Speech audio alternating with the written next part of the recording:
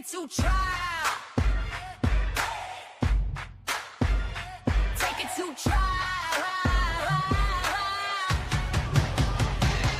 Welcome in, grab a seat, hit the like and subscribe. Cause Sweet Peas on the mic with that spicy little vibe. Got the courtroom streaming in the chat, going wild. We're debating heavy topics, but still laughing like a child. From objections to confessions to the judge's side eye. If it's justice and it's messy, we gon' talk about why. Every day's a new case, every moment's a ride. And when Sweet Peas in the building, we be learning with pride. Minds on deck, keep the room running smooth. Film freak therapist, you know, keeping everyone in the groove. Rachel with the facts, pretty brown girl with the sass. Moreldia and Fowler keep the peace in the chat. But Jason walks in and the ladies collapse. Chocolate, take it to trial, where the truth gets loud and the laughs run wild. Sweet Peas got the spice, she's the queen of the aisle. Chat fam rolling deep, we've been here a while. Lights on, mics up, we gon' do this right. Take it to trial, every day, every night. Take it to trial.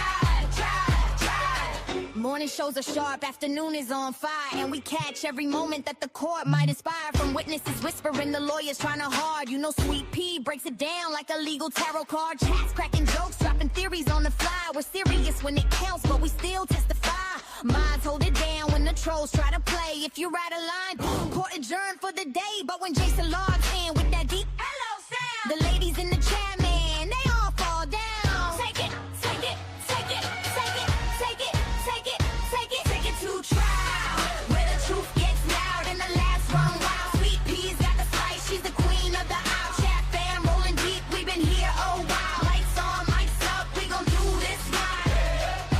Take it to trial, every day, every night. Take it to trial. When the sun goes down and the cases get deep, after dark gets spicy, no secrets to keep. Taboo topics, big laugh, slap, happy crew. Sweet Pea says behave, but we never really do. It's opinions, confessions, stories untold, but we handle it with heart like the chat made of gold. Hey! Take it to trial, from day to night and every wild mile. Sweet Peas kneeling strong with her trademark style, and the fam in the chat always makes it worthwhile. Turn it up, show some love, hit the like on sight. Take it to trial, yeah, we live tonight. Take it to trial, yeah, we live tonight. Take it to trial.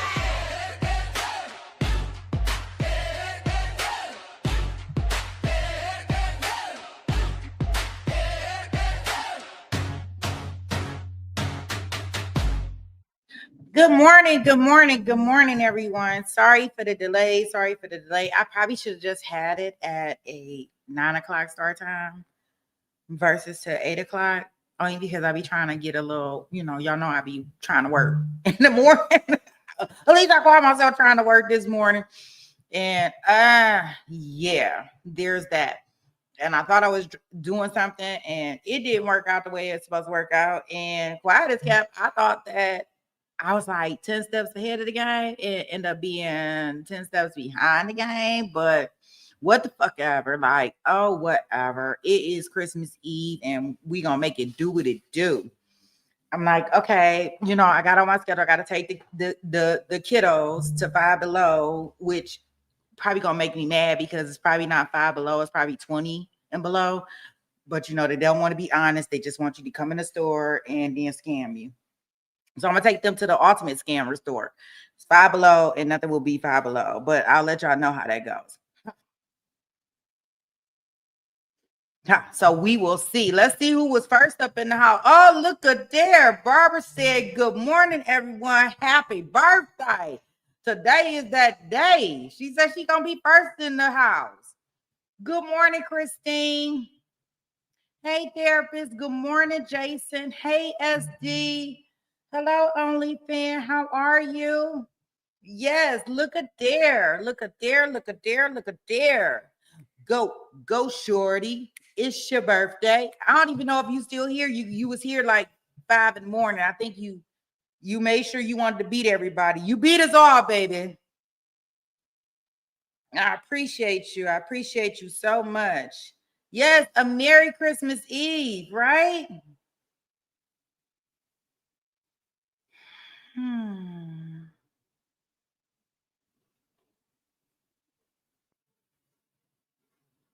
No other way to share our Christmas Eve is with some drama, right? I don't mind a little drama on Christmas Eve. I hope everybody is having a good Christmas Eve. I was thinking to myself, I said, maybe I should, because everything kind of closes at 6. I'm not sure exactly where y'all at, what time things closes, but I guess we decided here in Arizona that we want to give people time with their family. And I was like, fuck. No, they should not have time with their family. Like, they should always have Walmart open. Like, Walmart closed tomorrow. Like, what are we doing here? Like, who said they can have time with your family? Not I, but they allowing it, right? So with that being said, I was like, okay, well, I said, well, maybe, Mary, thank you so much, SD. Oh, you know what? You should wait. I said I was going to do this today. I want to see what this look like. Thank you. First, let me make sure I get that out. Thank you so much, SD, and a Merry Christmas Eve to you also. I truly appreciate you. Wait a minute. I'm going to do this. I want to see how this looks when we do this.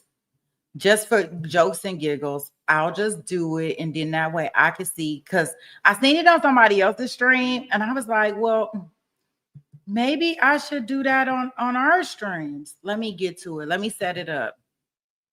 It's supposed to like do some kind of thing when you reach a goal. Let me see. My goal can be real small. Like, I'm not.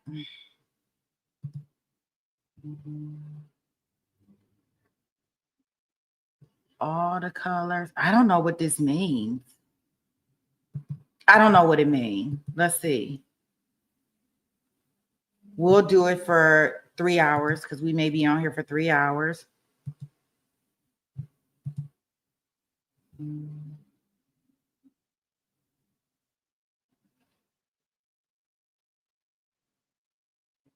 I don't know what they're talking about.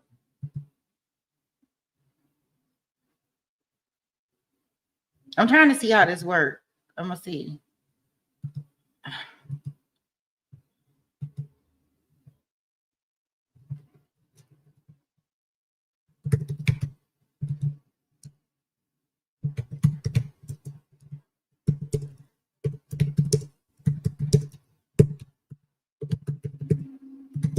I never did it, so let me see.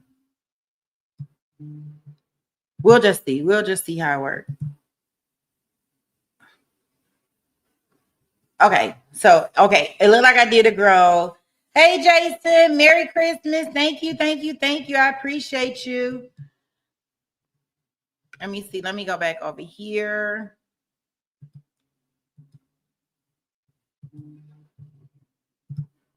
They said Merry Christmas and happy holidays. Happy birthday, Barb.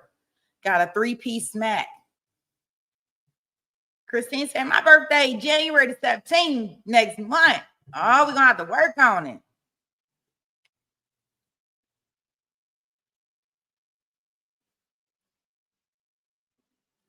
it.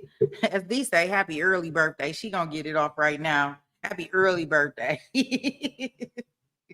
I know that's right. Therapist said, Merry Christmas Eve. Everybody, thank you so much. Therapist, I know. Y'all may know. Look, I have on like, it's like, I don't know if you want to call it Christmas Eve pajamas. They Christmassy. They got all these dang on bows on it, right? But it's so funny because when I purchased them at Walmart, I was like, okay, so I'm gonna get me some Christmas pajamas. Let me go ahead and just getting in. Were you just getting in from SD? So I'm like, okay, let me get some Christmas pajamas because I'm gonna wear Christmas pajamas tomorrow on the stream. And so I was like, let me do that. And so I went in the section. I seen some Christmas pajamas over there at Walmart, and I was like, okay, cool. So when I got home the other day, and I was like, oh, it's Christmas pajamas with pockets. So technically, if it has pockets, is it like a dress now?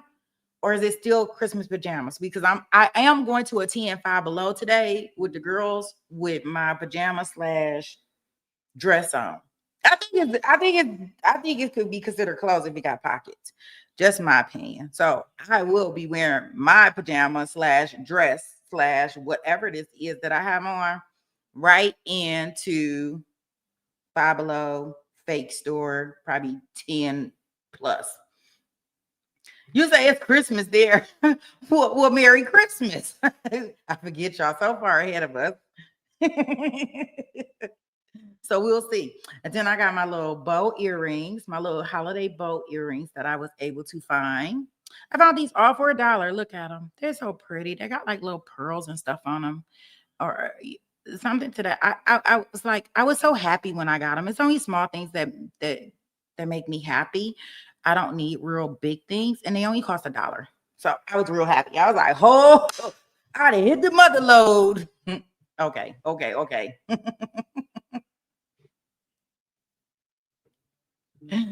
So I with that being said, I do have to I'm waiting for Walmart to call me back because I did an order at Walmart because y'all know I go shop for other people, but I have other people shop for me. Yeah, it's weird. I know. Yeah, that's what I do sometimes.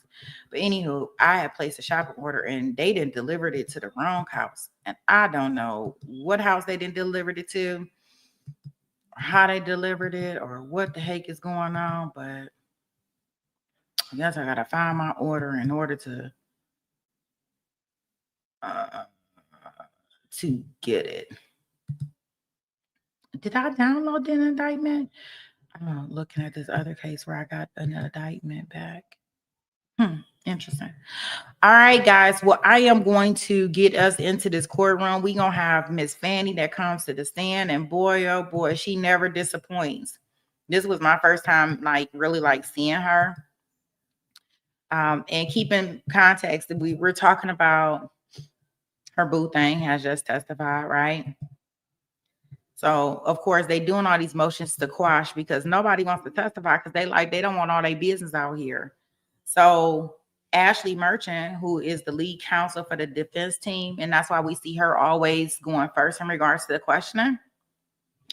She started off with the questioning, and then the questioning of their good friend.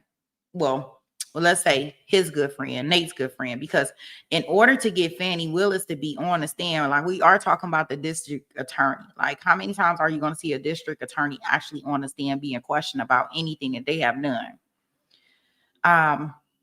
In order to get her to the stand, they had to first establish that there was some type of relationship, and that's why Robin was brought in. Second, then they had to bring Nate, Nathan up there. And now third, now they have the entryway to kind of bring DA up there, right? And trust me, guys, she is not happy when she comes in. Oh, there go the birthday girl.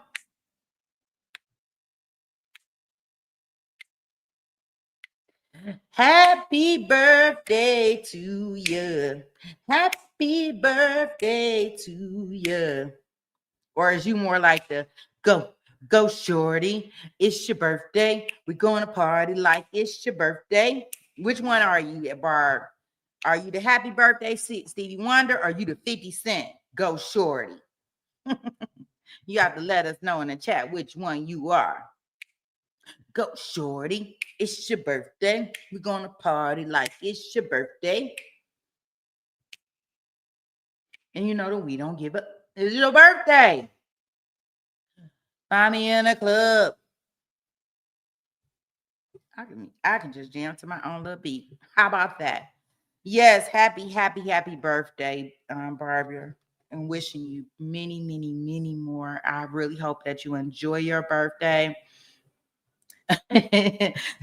Look, as D said, she wants them 10 Chronicle goes. Yeah, it's definitely gonna be a 10 Chronicle. That's what I can tell you. Y'all can hear me cry and complain and be on edge in regards to this Christmas Eve duty that I'm gonna have tonight, because I'm pretty sure some of y'all gonna have the same Christmas Eve duty that I'm gonna be doing up in here.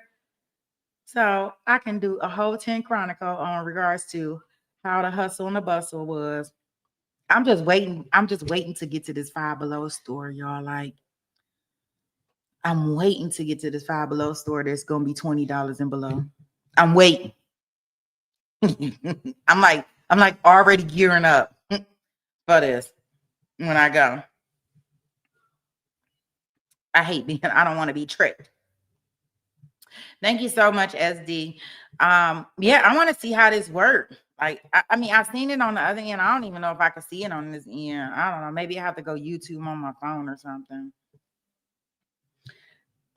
She said, get to them goals real quick. Thank you so much. She says, happy birthday, Barb. I don't have to do anything today. Break for me. And it's raining here. It is raining here also, Barbara. It's raining here. This is the closest we're going to get to snow. Hey, Dandy. She says, happy birthday and Merry Christmas Eve. Barbara. Yeah, I know that it's raining here. I don't know why. But this is the closest we can get to snow. So whatever. I'll take rain over snow, I think. I don't know. Then maybe not, because I don't like being wet. You know, I only like to be wet in certain, yeah, whatever. That's for after dark. I don't like being fucking wet. But some people like rain. I am not on it at all.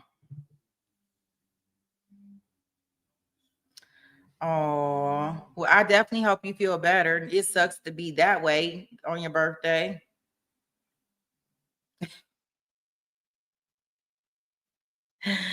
Oh boy. So I'm gonna get us into the courtroom. I gotta call Walmart and cry and complain to find out about my doggone order. You know, the worst, it ain't nothing worse than ordering some food and thinking it's being delivered and it's not.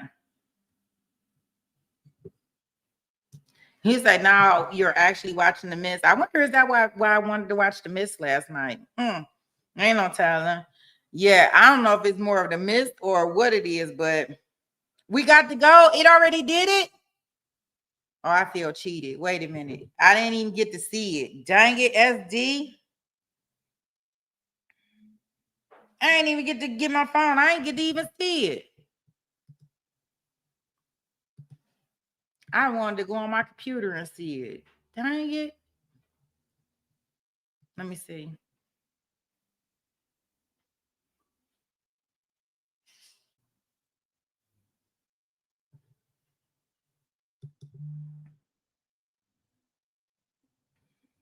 I don't see where you got to go.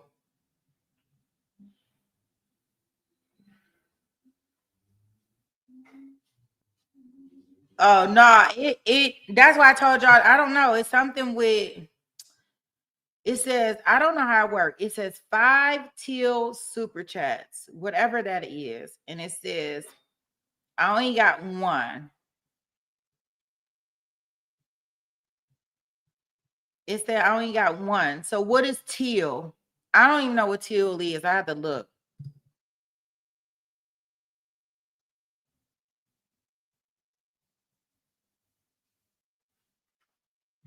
Oh, teal is like 5. No, but they gotta be, teal is $5 and up. So that's, we only got one. Oh, Barbara said, thank you, Barb. Barb said she gonna give. Thank you. She said, Merry Christmas, everyone. Thank you so much, Barb. Look at her. She giving on her birthday. Now, what can you do about that? Thank you so much, Barb. Yeah, I needed her to send that separately. Oh, look at you. She got the boys. I can see one with the Santa hat on. Oh. As Dick said, how about now? No. It only y'all can see the goal, right? I can't see it. I can see it, but I can see it on my other screen. No, that's teal. Yep. You got it.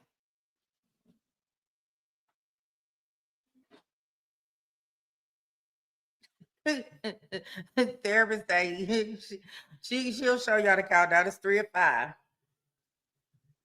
Okay, let me get us into the courtroom so we can finish up Fani's testimony, and then yeah. Let me see. What the heck?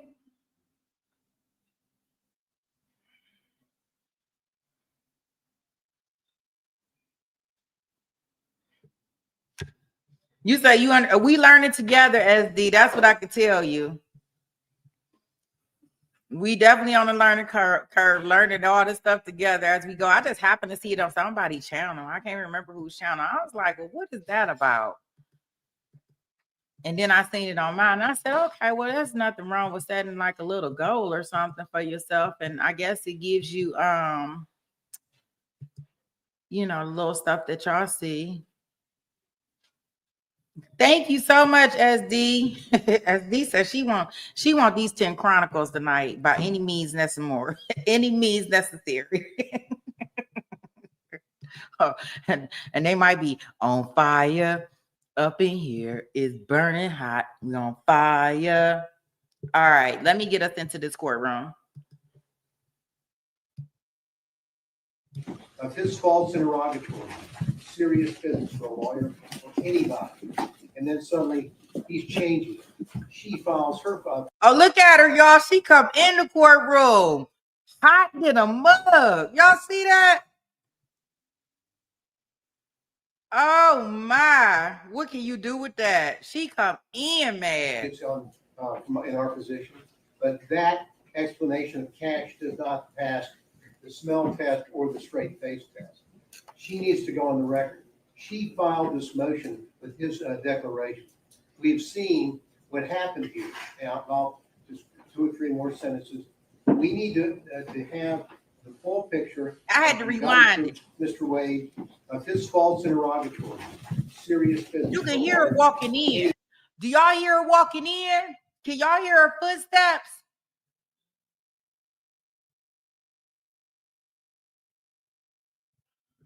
Oh, let me see. Did it do it? Let me see. It's supposed to do something on y'all end. Did it do it?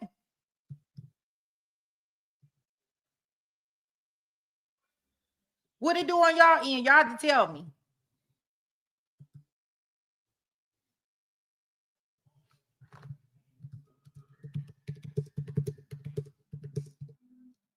What did it do?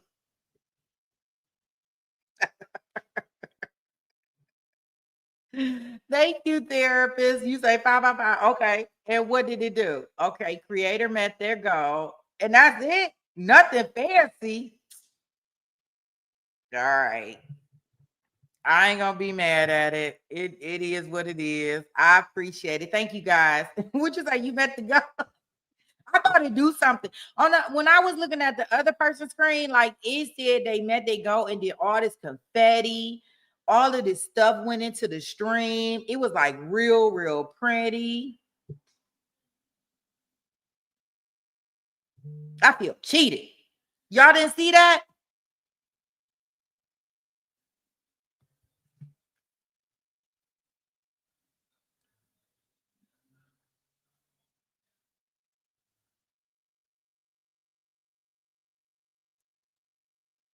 You said maybe you missed it. No. Yeah. See, that was my whole point of all it. I wanted this because were you with me?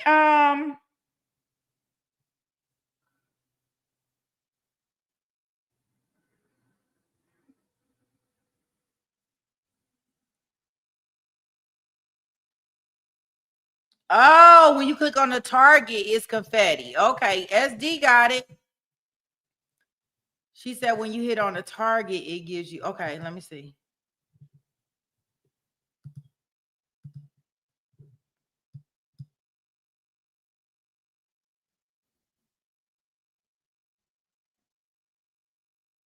Okay, okay.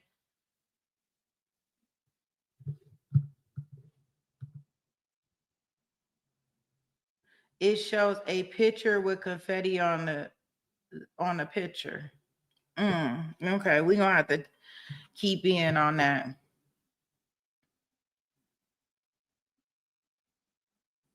It says start your I don't know.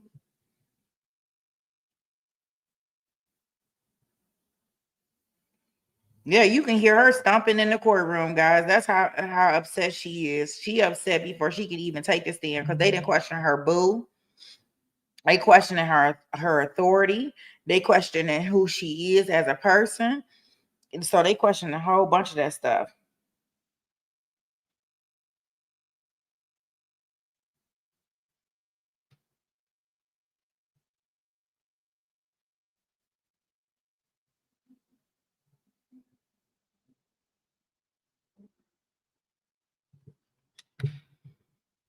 Yeah, she definitely stomping with the chopper.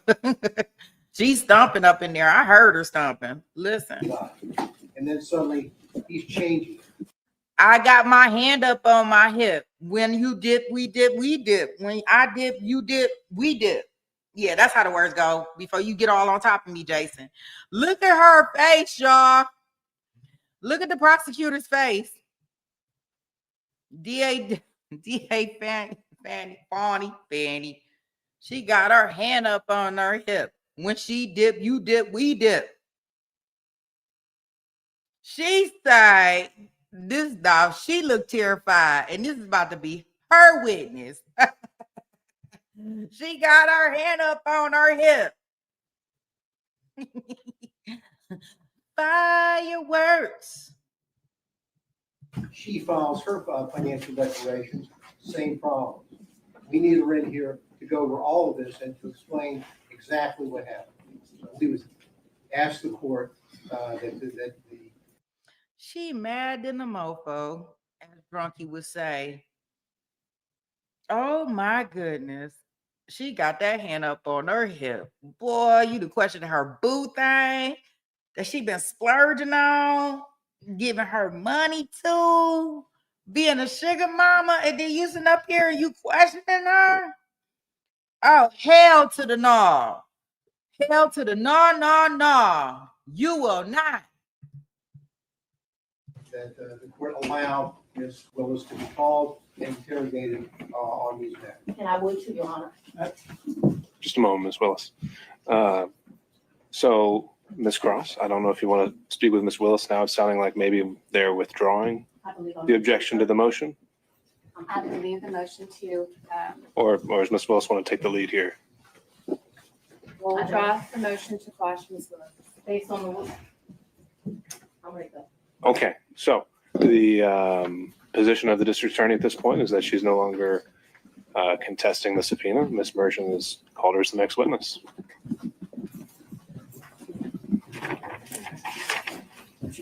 I would ask, I need 3 documents in front of me, and they're the 3 filings of Ms. Merchant. 3 filings.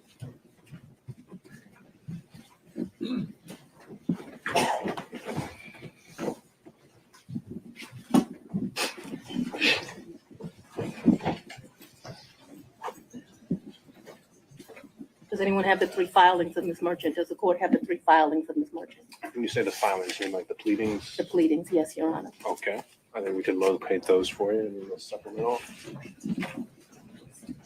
I want the one filed on January the 8th, the one filed immediately after we filed ours, and the final one. If you want to take a break to get them, I can make a copy. I think we have one. You know, the only copy I have is going to have my notes on it. So if we don't have a clean copy, We have a 5-minute break during, Let's I'll get the take- documents. all right. I'll sit here and wait for him. I don't know what else.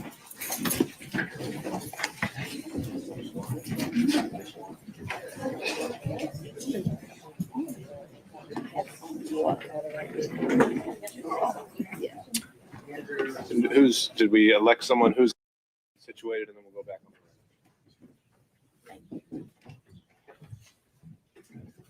record? You have like tissue in here?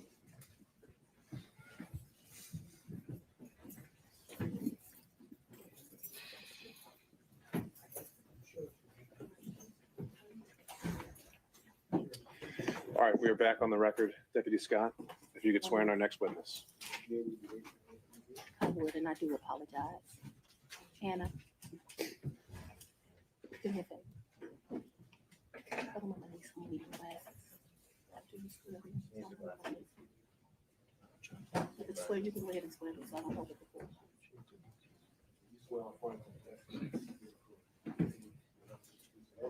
Yes, sir.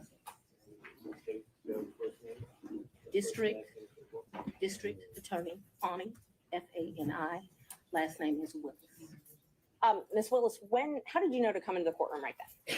There were people, I was pacing in my office, Okay. and I heard someone yell, "His testimony is done."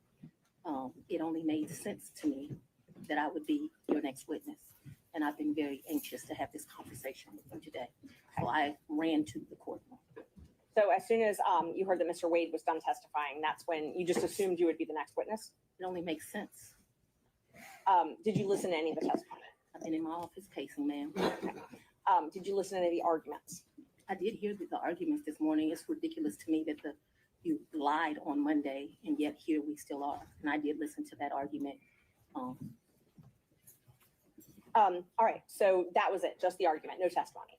Right, I listened to the argument this morning where Adam Abadi, I thought, did an excellent job pointing out how dishonest you were with the court on Monday. And I'm actually surprised that the hearing continued, but since it did, here I am. Great. So let's just talk about what you did in preparation for today. Did you meet with Mr. Wade at all? Once the motion was filed, did you meet with Mr. Wade and talk to him about the motion that I filed to disqualify you? On this first January motion? Yes. I don't know if you can say talked about. I probably had some choice words about some of the things that you said that were dishonest within this motion. So I don't know that it was a conversation. As you know, Mr. Wade is a Southern gentleman, me not so much. Okay, but my question was, did you have a conversation with I didn't him? have a substantive conversation. You did not? I read this motion, skimmed it more so, and I've probably said some choice things to him about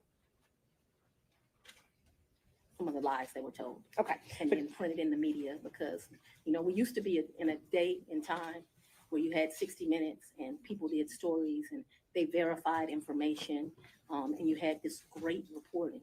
But it seems today that a lawyer writes a lie and then it's printed for all of the world to see. Well, I just want to make sure that you answer the question I asked, though. So my question was, I'm gonna object. Been asked and answered. Overruled, Mr. Abadi. I told you what happened. I read the motion. I am sure I told him what my opinion of it is. Okay. And past that, we had no substantive conversation. you did not. Correct. Is there something you didn't understand? No, I just wanted to make sure that Okay. you did not have a meeting with him in the conference room to discuss the motion. Next question, No. Ms. Merchant. So in the conference room of my office within this week, you produced some financial document. That financial document was given to me, something, and I'm not even sure who was giving it to him by me or Mr. Abadi gave it to me. And I think he showed me a document in our conference room. But as far as a substantive conversation, I don't believe I've had any conversation with him that is substantive related to this. Okay. I have had conversations with him since you filed the motion, but they wouldn't be substantive to this. He sent me very nice sermons that have been done. And so we've had conversations about, did you listen to that sermon? You know, things of that nature. And I would say they were in relationship to this because I think he did it to be kind. Let's start back in 2019. Yeah. So you and Mr. Wade met in October 2019 at a conference? That is correct. And I think in one of your motions, you tried to implicate I slept with him at that conference, which I find to be extremely offensive. I stayed at that conference. Mr. Wade was my teacher. I did not meet him when he taught the class. I was standing outside talking to Lisa Reeves, who is a judge. Me and her were just having a conversation. Mr. Wade walks up and they hug each other. They have some brief conversation. She introduces us. Your Honor, I'm going to object. We kind of thought that when you asked a question, you didn't answer the question, not a speech, so I object to the speech. I agree. believe I'm able to explain my answers. I believe she's able to explain her answer. And that's, Ms. Merchant, that's okay. I can handle it. Ms. Willis, I'll ask you just listen to the answer, or excuse me, the question, and keep the answers confined to the question as best you can. I think you'll have more than enough ample opportunity on when the state was Well, able it's to highly follow offensive us. when someone lies on you, and it's highly offensive when they try Judge. to implicate that you slept with somebody the first day you met with them, and I take exception to it. All right, well, Ms. Willis, have the opportunity to explain all of that when it's the state's turn to ask more open-ended questions. Yeah. Ms. Merchant. Thank you, Judge. So again, my question was, you all met at that conference though, right? We did the Okay. meeting. As I stated, he taught the class. I did not actually meet him when he taught the class. I walked out of the class, and I'm not sure if it was that exact class or we had went to lunch, but we were standing in the vestibule, like outside of the class. Me and Judge Reeves were having a conversation.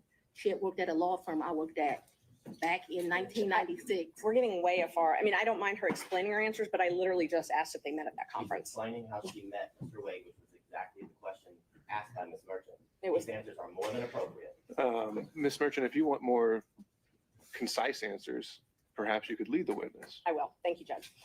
Isn't it true that you met Mr. Wade October 2019 at a judges We conference? haven't gotten to the point where Ms. Willis should be treated hostily. I think we And have. I'm very much want to be here, so I'm not a hostile witness. I very much want to be Not so here. much that you're hostile, Ms. Willis, it'd be an adverse witness. Your interests are opposed to Ms. Merchant's. Thank you. Merchant's interests are contrary to democracy, Your Honor, not to mine. All right, let's Judge, I proceed. would just ask that We we, can keep things moving. Ms. Thank Merchant, you. next question, Yeah. please. okay, so we've confirmed when you met. After that, isn't it true? No, I need to explain this, and I think I get to explain my answers. When I met him, Judge Reeves introduced us. He handed me his business card. I'm unsure if I handed him my business card, but we exchanged information. He said, if you ever need any help, give me a call. And he walked to the parking lot. So after that, you started dating shortly thereafter, correct? A lie. That's one of your lies. Do you know Robin Yurdy? I know her as Robin Bryant. I knew her. So Robin did not go to my college. She went to the college of, I went to Howard University. She went to Morgan State. I met her through some people I knew. In college, we hung out a bit, not much because she was in Baltimore and I was in Washington, D.C. But we hung out a bit. After college, I lost contact with her. I probably didn't see Robin again until maybe 7 or 8 years ago, a chance meeting here in Atlanta, but we did not have a consistent relationship from when I left college and came to Emory Law School here in Atlanta. But 8 to 10 years ago, just by happenstance, I ran into her. So she was in Atlanta. You have been friends with Robin for 30-something years. Did you hear my answer, madam? Yes, and I'm asking if you've been friends with her for 30-something years. I've known her for 30-something years. We certainly hung out and partied together in college. She was from the DC area. She would come home, we'd party together. Wasn't close, but she was certainly in the girlfriends that partied together. And then, like I said, I ran into her about 10 years ago in Atlanta, Georgia. But we didn't talk throughout that time period. I didn't see her. I didn't even know where she was. When I ran into her, I was surprised she was in Atlanta. And so, yes, I have known her probably since 1990, 1991, but we have not maintained a consistent relationship that whole time. For the last 10 years or 5, whatever you'd like to classify it as, have you been friends with her? I have not spoken to Robin in over a year. I certainly do not consider her a friend now. I think that she, there's a saying, no good deed goes unpunished. And I think that she betrayed our friendship. So let's narrow it down, the timeline now. So my questions are going to be from the time period of 2019 until she no longer was employed for you, the last time you all talked. So all of my next questions are just focused on that time frame, okay? Yes, ma'am. Up until she left your office. Yes, ma'am. During 2019, you all were friends, correct?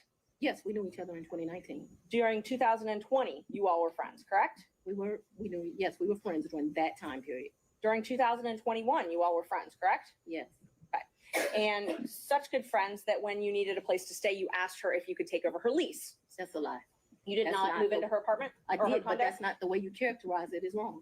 I asked if you could take over her lease. I did you not ask if I could take over her lease. Did you move into her apartment? I moved into her condo in April of 21. The circumstances around that were that Robin met her husband. They wanted to move into another and separate place. She wanted to get rid of her condo.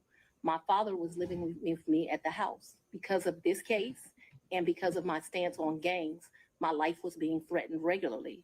My father urged me to leave our home. At the same time, as luck would have it, Robin wanted to give up her lease because she wanted to move in with this new man she met, who eventually became her husband. And so, as life circumstances worked, my dad was begging me to leave the house. He was afraid for me, afraid for his grandchildren. She wanted someone to take over her lease so that she didn't, have to pay a fee or get abandoned. And so I don't remember when, but probably March or April of 21, I moved in and take over her lease. And did you pay her or did you pay the leasing agent? No, I don't even know who the leasing agent was. I paid her. You paid her. Did you pay her cash or did you use a card? There were some times that I would give her cash, but mostly I paid her via Cash App. That would be the most convenient thing. So I would not only give her rent, but then like when the utilities would come in, whatever the utility was, she might be like, I need $70, I need $100, whatever it was. And we never had a problem with money. Whatever she told me it was, I never asked to see a bill. I never questioned her. I just gave it to her. What percentage would you say you paid cash versus Cash App? Oh, the vast majority was Cash App. I don't know what percentage. I'm not going to guess that. But the vast majority was Cash App. But there would be times she would say, this bill came in at $70. Here goes $70. Did you have a monthly rent amount that you paid her? I can't remember. It was $1,500. I can't remember what it was. And it would vary, which I don't understand to this day. But like I said, I never questioned her. When did you move out? She said it was. That's what I paid. When did you I move abruptly moved out in February, either late January or early February of 22. Of 22. Yes, February ma'am. 2022, is that what you said? January, February of Yeah. 22. I believe it is January, but I paid her half the rent of February of 22 is what I remember. And because I was offering to pay the whole rent, even though I didn't live there, I didn't think it was right. And I ended up just paying her half the rent. So that's after you moved out. You said Yes, you ma'am. paid her half of that. Okay. And the time that you said you had to move out of your house because you were scared, did your dad stay there at your house? My father was concerned. Yes, we were both concerned. Okay. But he remained there. My father was 80 years old. He would have been 79. He was scared to death of COVID. You have to go back to when this was. My father's an older man. I wanted him to move out. We had some discussions about him moving out, and what he decided was the risk of COVID was more dangerous than the risk of the people that were threatening. Typical man, more worried about his daughter and his grandchildren than his own safety. You'll get to meet him and you'll understand he doesn't scare too easily. So his grandkids were living at the house as well at that time? Well, I don't know how old your children are, but when you have adult children, they leave and they come back. They leave and they come back. So there have been periods of time that they're there. So I just want to stop the stream real quick. Barbie, thank you so very much. I truly appreciate you. Barb said, let me put what she put up here. I was on the phone with Walmart crying about my order. I'm like, they so busy that I don't know what they done did and how they done did it, but they done sure did it to me.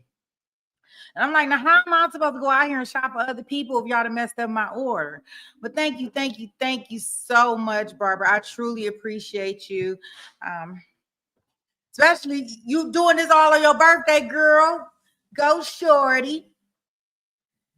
You still didn't tell me which one you were. I don't know if you Stevie Wonder happy birthday or if you're 50 Cent happy birthday. You have to let me know. I might be able to pull up some lyrics for you and do some stuff. Welcome to anybody that came in the room. Yes, definitely way more than 2 months. I think that's because you were switching your profiles. Remember, Barb? But awesome. I truly appreciate y'all taking out some time and spending some time with me here on Christmas Eve.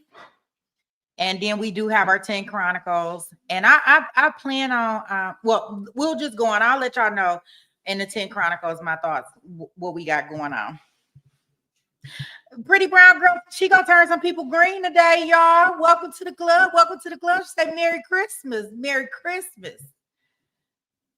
Merry Christmas. Thank you so much, Pretty Brown. Hey, Judge Shamrock, how are you? Welcome in, welcome in. Thank you so much. Now, you know, if you just turned green, you know, you got to thank Pretty Brown Girl. Pretty Brown Girl says she come in here, she turned some people green today. She said, y'all want to be part of this club, the Sweet Pea Gang? Welcome, welcome, welcome to all the new members. Thank you, thank you, thank you. Thank you, thank you, thank you. Awesome, awesome, awesome. All right, guys.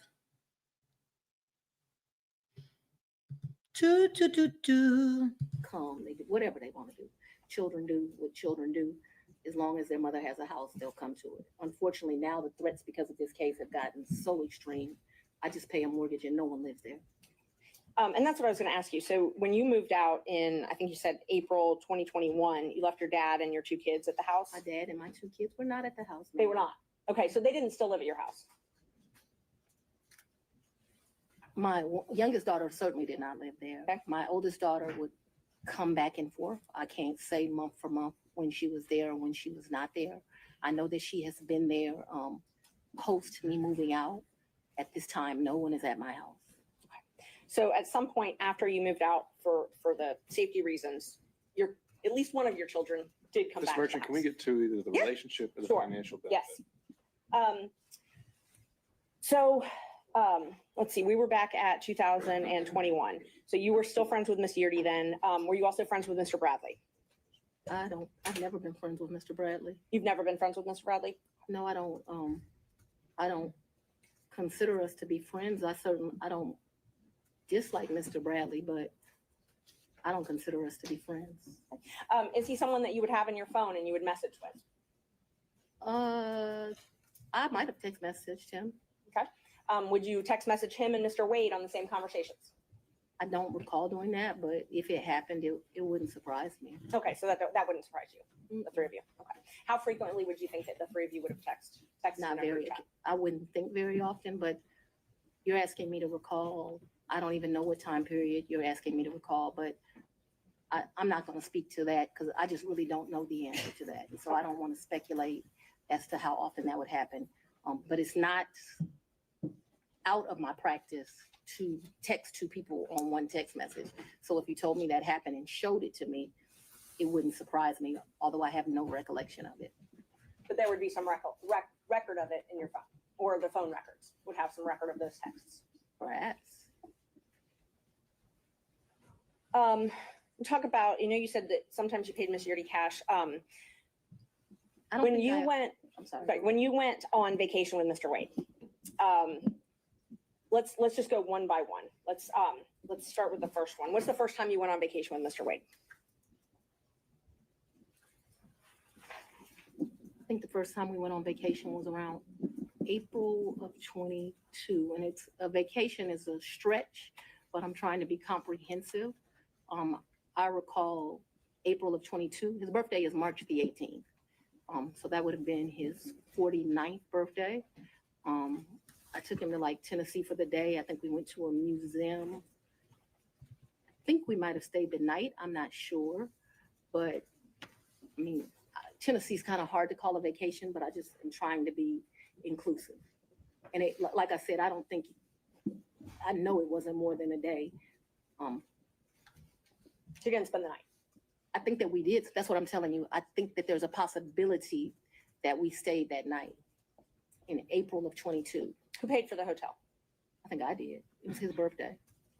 And would you have used a credit card? Probably maybe a debit.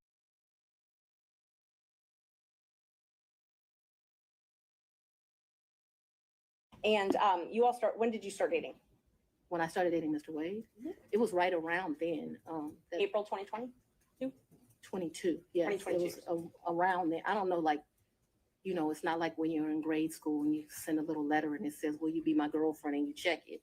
I don't know the day that we started seeing each other, but it was early 22 is my recollection. Okay, early 22. And you all went to Florida on vacation as well? I don't recall going to Florida on vacation with him. You never went to Florida with Mr. Wade? When we went to get on the cruise ship, we went to Miami. Okay, that's the only time that You went to Florida with him? I think we went to Miami and spent the night. That's my recollection. Okay. I think we spent one night so that we wouldn't miss the ship. That's my recollection of our Who paid for that hotel? in Miami. Mhm. I don't remember that. And how'd you get to Miami? We would have flown. And we've done that, so that I'm clear. We've done that twice. I think one time we stayed, and I honestly can't tell you, did we stay when the ship left or did we stay when the ship came back? I also can't tell you, so there's 2 cruises out of Miami. There's one that's in that October time period that was with his mom. And then there was another that was a New Year's Eve trip. I know I paid for the New Year's Eve trip because the tickets were $697 each. And I thought this is ridiculous that the tickets are $700 to go to Miami. But when you travel during New Year's Eve, you know, they get you. So let's just back up and talk about the first time that you went to Florida with Mr. Wade. That was the time that you said you stayed in Miami at the hotel the first night? That's the time I told you, I am not sure. So I'm not sure of 2 things. So I want to make sure that my testimony is clear. I'm not sure if we stayed in Miami on the October trip. I'm not sure if we stayed in Miami on the December trip. I just can't remember that. And I also don't remember, so that the record is clear, I don't remember if the necessity was as we got on the ship or we got off the ship. But I do remember there was a night spent in Miami because either whatever, I don't remember. But I think that there was a night spent in Miami. That cruise is the one that you took in October, right? Ma'am, if you have something to refresh my recollection, I'm intentionally trying to not be difficult with you, but I don't want to make up something. Right. I know that on one of those 2 trips, we stayed in Miami. I am not sure right now. You're asking me about. Oh, I'm sorry, you misunderstood. I was not asking you which night you stayed in Miami. I'm asking if you took a cruise in October 2022 with Mr. Wade. Yes, and his mom. And his mother. That's what I was asking. Yes. Is that the first time you met his mother? Yes. It was on that cruise, and that was Royal Caribbean, I believe. I honestly don't remember what ship. I know we've taken 2 cruises. I don't know what the ships were. But he paid for the flight and the cruise on Royal Caribbean that time. So yes, he paid. He is the original one that does it. He has something called, Mr. Wade is a world traveler. I'm not as versed as him. He's been to 6 of the 7 continents. And so he has both a personal travel agent and he also has a cruise travel agent. I don't know anything about either of those kind of travel agents. So he is the one that would book the travel, but we need to be clear when we're talking about just because he booked it doesn't mean, like, I don't consider him having taken me anyplace. Let me just be honest. The only one that's ever taken somebody someplace is for his 50th birthday. I consider that I took him to Belize. And I took him to Belize because, I don't want to discuss his personal business, but I'm happy Mr. Wade is still here with us. And I did 50 big, very big. So still on that October Royal Caribbean cruise, even though he had a travel agent. I'm sorry. If you do me a favor, I don't know what cruise ship, what time. So if you'll help me and say October cruise with mama or the New Year's Eve trip with his sisters, I'll be able to, we can communicate. I just don't know what ship. October cruise with mama. That's what I'm talking about. Yeah. He paid for the cruise and the flights for that trip. So he called his cruise agent and he booked that through them because he has a cruise agent. Right. He also has a regular agent. I don't know the cruise agent's name. So I wasn't asking about his travel agent. I was just asking but if I'm he trying paid to, for those. He did not though. Okay. Because the reason I consider that he did not is I gave him his money back. And I was about to ask that, but initially he paid for that. Yeah, he called his cruise agent. Like, I think they have his card on record. They do whatever. Okay. So initially he paid for the cruise and the flight to Miami and the Royal Caribbean cruise. And my understanding of that October cruise is like it was a package the lady did for him. And I'll get to the reimbursements and all that. I'm just trying to confirm he paid for the flight and the cruise in October. And I think that when you say things that way, I want this record to be Initially. abundantly clear that he calls his travel agent, he calls his cruise agent. They do whatever he tells them. He's like on a first name basis with these people. They do it. And then he tells me how much it is and I give him the money back. I don't, just like you're asking me about the money with Robin, I don't do my friends like that. So if you tell me it's a G, then you're going to get $1,000. Whatever it is, I didn't ever make him produce receipts to me. Whatever he told me it was, I gave him his money back. tickets are $700 to go to Miami, but when you travel during New Year's Eve, Gosh, you tell me it's a G? Wow. You tell me it's a G, baby. That's right, SD. You caught that? It ain't nothing but a G thing, baby. You asked me for a G. I got all types of questions, y'all. Please don't ask me for a G. We are friends to the end. Do not ask me for a G because I have all types of questions and I have to send you to Fani. Because Fani says she ain't gonna ask you no questions if y'all friends. I got all types of questions. Like, when you gonna pay it back? Why you don't have it? I got all types of issues. He's definitely big important. He is definitely special. Yes, yes, yes. She said she did it up real big for that birthday party. Re up on that G, right, Dandy? Shoot, don't ask me because I'm gonna have a whole bunch of questions. I am not like Fani or Fanny, whatever you want to call her. Nope. Hell to the no. I need disrespectful. All right. No grown ass man asking me for no G. What you need a G for? You got a job just like me. Isn't it true that he paid for the cruise and the flight on his credit card? I'm not asking about reimbursement or after. He used his credit card to buy the cruise and buy the flight, correct? I have no idea how he paid for it. Okay. If it's a credit card, if it's a debit card, but certainly he called his cruise agent. You know, like how many people have a cruise agent? He calls his cruise agent, tells them where they want to go. They tell him what's booked. You have to remember, he paid for that initial was me, him, and his mother. And then after that cruise, you all flew to Aruba and spent a couple days in a hotel there, correct? Right, and his mother was not happy. He that we left her initially behind. paid for that. He initially paid for that. For Aruba, yes, ma'am. So let's talk about both of those. I know he initially paid for it. Did you pay him back? For the cruise and for Aruba, yeah, I gave him his money before we ever went on that trip. You gave him cash before you ever went on the trip? Mm-hmm. Okay. And so when you got cash to pay him back on these trips, would you go to the ATM? No, lady. You would not go to the ATM. No. Okay. So Fulton County pays you direct deposit, I assume? Yes, Fulton Okay. County and the state of Georgia both pay me direct deposits. Okay. So the cash that you would pay him, you wouldn't get it out of the bank. I have money in my house. You have money in your house. So it was just money that was there. When you meet my father, he's going to tell you as a woman, you should always have, which I don't have, so let's don't tell him that. You should have at least 6 months in cash at your house at all times. Now, I don't know why this old black man feels like that, but he does. When we were growing up, my daddy had 3 safes in the house. So my father's bought me a lockbox, and I always keep cash in the house. Now, I don't do it to the degree that my father would do it, so he would probably be ashamed with me, but I always have cash at the house. That has been, I don't know, all my life. If you're a woman and you go on a date with a man, you better have $200 in your pocket. So if that man acts up, you can go where you want to go. So I keep cash in my house, and I don't keep cash as good in my purse like I used to. I don't go on many dates, but when you go on a date, you should have cash in your pocket. So my question was, where did that cash originally come from? If it I had didn't cash come out of the from- bank? Cash is fungible. I've had cash for years in my house. So for me to tell you the source of when it comes from, when you go to Publix and you buy something, you get $50, you throw it in there. It's been my whole life. When I took out a large amount of money on my first campaign, I kept some of the cash of that. Like, to tell you, I just have cash in my house. I don't have as much today as I would normally have, but I'm building back up now. So you just put money in. It's a very good practice. I would advise it to all women. So you can't identify when you came into this cash or where the cash came from? I didn't say I couldn't identify it. No, nobody gives me anything.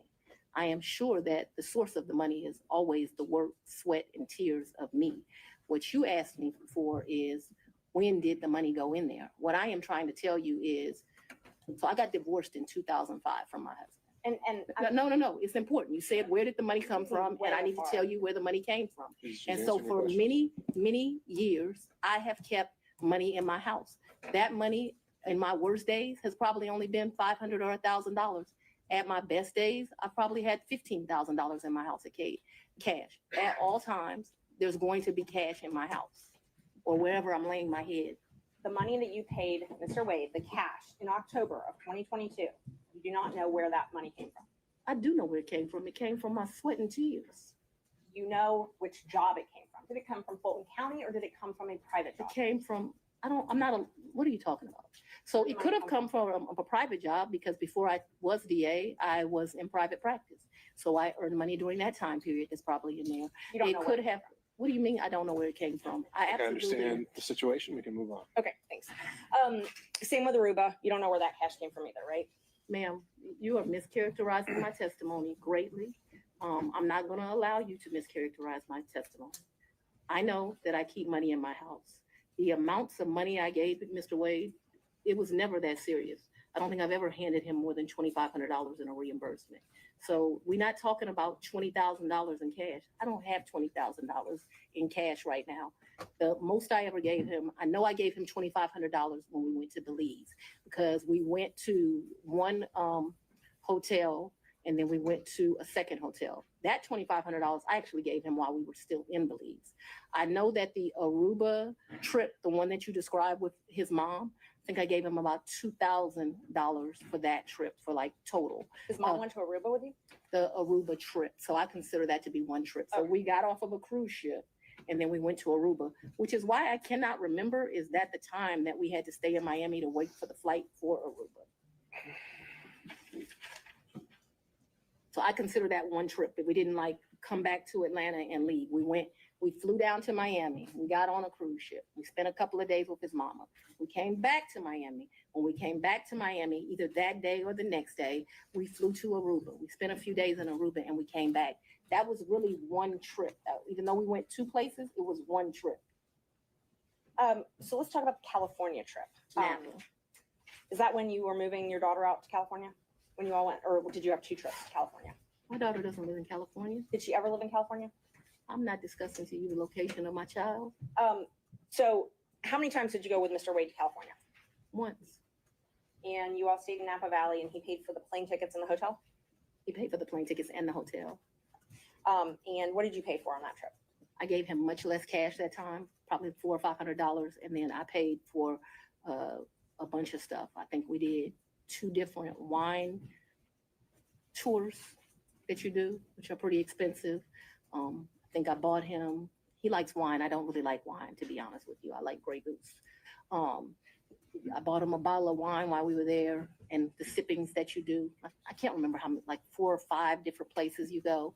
I remember we went to this place that they do pairings. That was the most expensive thing that I think that we did while we were there. So they would pair champagne, chocolate, and caviar. It was a 3, and it was like 3 different things: Sweden, Russia, someplace else. I'll make that up. But that was the most expensive thing we did that trip, and I paid for that. You pay cash? For us doing that? Mhm. Yeah, that trip did not cost me a lot of money. I might have took like $750 in cash on me because we weren't gone very long. And then I'd only asked if you paid in cash. I don't even know the amounts. when I travel, I always take cash.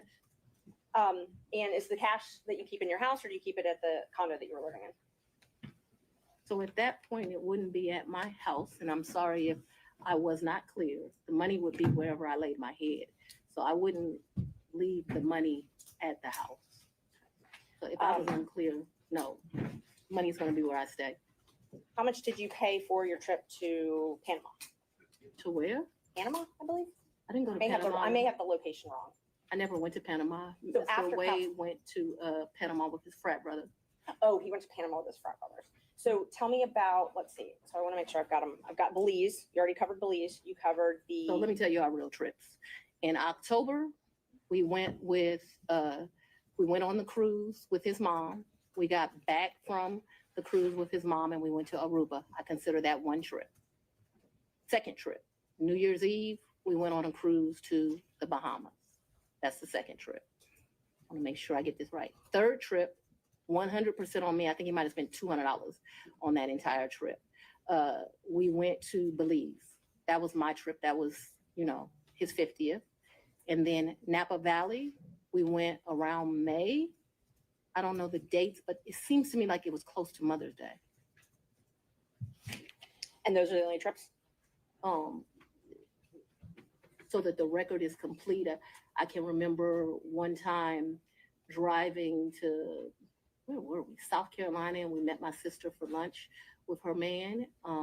When was that? I don't know, but we didn't stay the night there. But I guess people would consider that a trip if you drive somewhere and you come back. That was insane because it was like 5 hours to drive. We ate lunch and we drove right back. I can remember driving to some little town in Georgia. I don't even know where I was. I had never been there before or after. There's some boat you can get on over to, and there's like a slave thing, if that gives anyone any reference. We didn't do that. I remember doing that. I remember driving one time to Charlotte. We had lunch with one of my very close girlfriends. And again, we drove to Charlotte, met my girlfriend for lunch, and drove right back. So that's a trip. We didn't stay the night there, but I just want to be complete in my testimony. We drove someplace, had lunch, drove back. I don't remember another driving someplace distant for lunch and coming back to Charlotte to see a girlfriend, to meet my sister in South Carolina. We went by ourselves when I told you about that remote place in Georgia. We could have driven someplace else and had lunch and came back, but that's all that comes to my recollection right now. There could have been another place we drove and had lunch. My security team was very clear to me. I'm not to be out and about in Atlanta without them. And so for me to do something just very normal that a normal person would get to do if they weren't prosecuting this case, I got to drive 4 hours to do it. And that's what I was going to ask you. Your security detail, did they take you to and from your house? So I haven't been able to enjoy my home. Condo, I'm sorry. Since And March of where you lay your head? Did they take you to and from where you lay your head? 99% of the time. Would they take Mr. Wade to and from wherever you laid your head? That has never in the history of ever happened, ever, okay? Your security team has never taken him? From my house? That's a lie. I'm That's asking another, if they've ever taken him anywhere. and I'm telling you that that's never happened. So your security team has never taken Mr. My Wade anywhere? security team has never taken Mr. Wade from any place where I have lived and brought him here. Never, not once, not ever. Have they ever taken the two of you together? To where? Anywhere. We've left this building and gone to lunch, but I go to lunch so rarely that is a very rare occasion. I am sure, and let me be clear, it wouldn't just be Mr. Wade. So I'm sure my security team has taken me to lunch. Probably been a time I've left here 7 o'clock, gone to get something to eat. And I don't even know that they would have taken him or if he would have driven himself, but they've taken me to do that. But we're talking very few, very far in between. Most days I don't even eat lunch. And when I do, it's because my assistant has heated up some bag, something, and I eat through meetings and eat in my office. It's not a practice of mine to go to lunch. During the time period that you were dating, would your security team ever take you two together anywhere? No. Never. If there was a lunch that occurred that I just described, if there was a meal that occurred that I just described, anything outside of that, and it needs to be very clear. Not often. Once, twice, because I want to be over-inclusive. I'm saying once or twice. I'm not certain that it happened, but I'd rather be over-inclusive with you. So your office objected to us getting Delta records for flights that you may have taken with Mr. Wade. And well, no, look, I object to you getting records. You've been intrusive into people's personal lives. You're confused. You think I'm on trial. These people are on trial for trying to steal an election in 2020. I'm not on trial, no matter how hard you try to put me on trial. So my question was, do you have any I problem? object to you getting any personal records of mine. We're not dealing with privilege through a witness. And I'm not, no, I'm not dealing with privilege. What we had offered to put them in camera for the court to review, and I just want to know if she has any That's not problem. something you deal with a witness.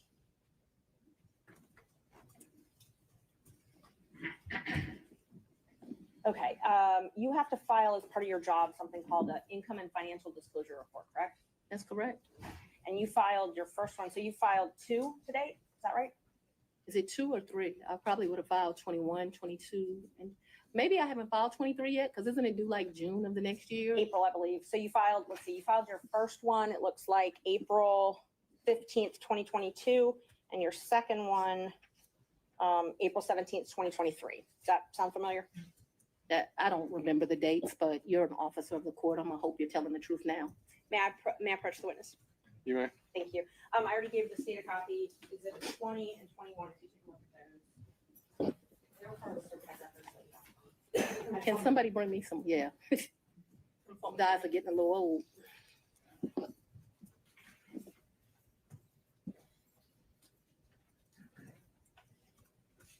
Yes. Okay, Yes, so ma'am. those are the ones that you filed. This looks like me for sure. Yes, ma'am. Yes, ma'am. Judge, we'd move to admit 20 and 21. I think you need to delineate which one's which 20 one's which. is 2021, so it accounts for the time period, Your Honor, January the 1st, 21 through December the 31st, 2021. That is Defendant's Exhibit 20. Defendant's Exhibit 2021, it accounts for the time period, January the 1st, 2022 through December the 1st of 2022. All right. Any objection to exhibits 20 and 21 Nope, No, no, sorry. from other counsel? Admitted without objection. When did your personal relationship with Mr. Wade end? Our personal relationship ended in this year. So let's be very clear so that we don't mix words. I don't want to mix words in here. Mr. Wade is my friend right now. Mr. Wade, I would say, has been my friend since 2020. I think he started out as like a mentor and a professional colleague. He became my friend and somebody that I really respected. I feel very indebted to Mr. Wade for taking on the task of this job. And he is certainly my friend and one of the people that I respect the most. So if you ask about a personal relationship, I consider myself to have a personal relationship right now, Mr. Wade. I consider myself to have a personal relationship with Anna Cross. I consider myself to have a personal relationship with Mr. Abadi. I consider myself to have a personal relationship with Andrew Evans. Okay, let me And just so clarify that. I before we have a go. personal relationship with him as we speak right now. A romantic I don't think rela- that's what you're asking. I think that's what romantic you're asking. relationship. When did your romantic relationship with Mr. Wade end? My- Did it end? Me and Mr. Wade, we are good friends. My respect for him has grown over these 7 weeks of attacks. We are very good friends. I think, but for these attacks, it would have been a friendship that, as life goes, he would have stopped having. I think that you have cemented that we'll be friends till the day we die. Right. That Could let's. we just have an answer to the question? I can handle this. Say that. Let's have it. She asked about a personal relationship. She asked when the romantic relationship ended. That's the question. It's sometime in, I'd say late summer of 2023. So I don't believe me in, this is what you're really asking about. This is the salaciousness of all of this, right? No, I'm just when asking you're about your re- romantic relationship, when you stopped dating. I Asking. think that me and Mr. Wade, so he's a man, he probably would say June or July. I would say we had a tough conversation in August. So that men in relationships at the end of physical intimacy, women in relationships when that tough conversation takes place. And where, when did he come to, I guess, the condo? I'm not sure what you called it, condo apartment. Would he come and stay at that condo or visit you there? I'm sorry, visit you there. What condo, what apartment? I want to be clear. So not your house. I know you classified one as house and one as condo. So I'm trying to use those terms. So, but there's been more, see, what you don't understand is because of this case, I got to move. And so I Ms. need Merchant, if you to, could ask a more precise Yes. question. please give me the time period. that we're Mr. talking Wade about. visits you at the place you laid your head. When? Has he ever visited you at the place you laid your head? So let's be clear, because you lied in this, let me tell you which one you lied in, right here. I think you lied right here. No, I'm gonna- No, this is the truth. Judge, And this it is, is a lie. It We're is gonna- a lie. Ms. Willis? You see, Mr. Sayna, thank you. We're going to take 5 minutes. Be back in 5.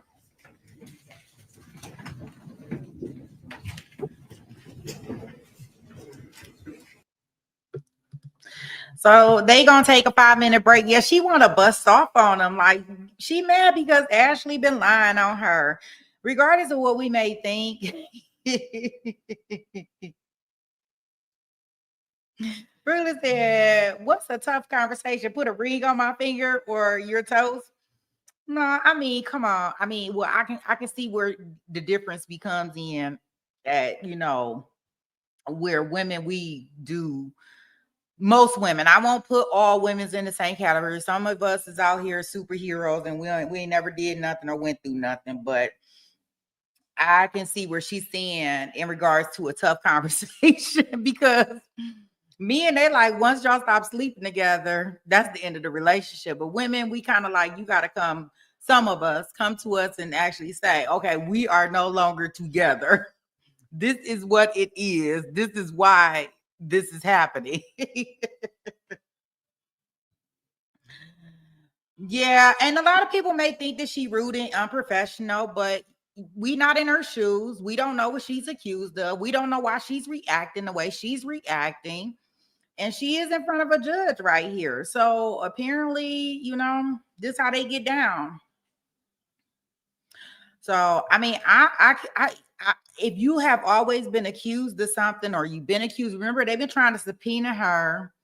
And, she claims, whether she is right or not right, she claims that Ashley Merchant has been putting out these false narratives, these false lies about her. So if any of y'all would sit up here and y'all say that y'all will be okay with it, that's good. That means that you have some kind of poise about yourself. But some people, when you lie on them and they finally get the opportunity to address it, yeah, it may not come out that pretty. So I definitely understand where she's coming from, regardless of how professional people want them to be. Yeah, but and what you saying, therapist, and you saying I can empathize with how she feels, but I can't accept how she treats people she sees as below her or wrong. And I don't think that's where she's coming from in regards to it at all, because Ashley Merchant is not below her. I don't think that but you got to look at it on the other side of the coin. If somebody is always saying something about you or talking about you or saying things that are untrue, even if they may be true, because I have no clue what Ashley Merchant put out there about her, but even in our next hearing that we seen, she is still livid about what Ashley Merchant said about her. And it just really just seems like, and I can't say how people should act, how they shouldn't act. And it's totally fine if you feel like, or dandy that she rude and unprofessional or whatever the case may be. I just can see myself, and that's just coming from me. Like, if you have bullied me and you have said all these inappropriate things about me, and now I'm sitting up here and now I got to tell all my business to the entire world, and it's cameras here, I'm probably gonna be mad at you, even if I'm in the wrong. Like, I'm probably gonna be mad. And yeah, and I guess that comes with part of her job, Brooklyn.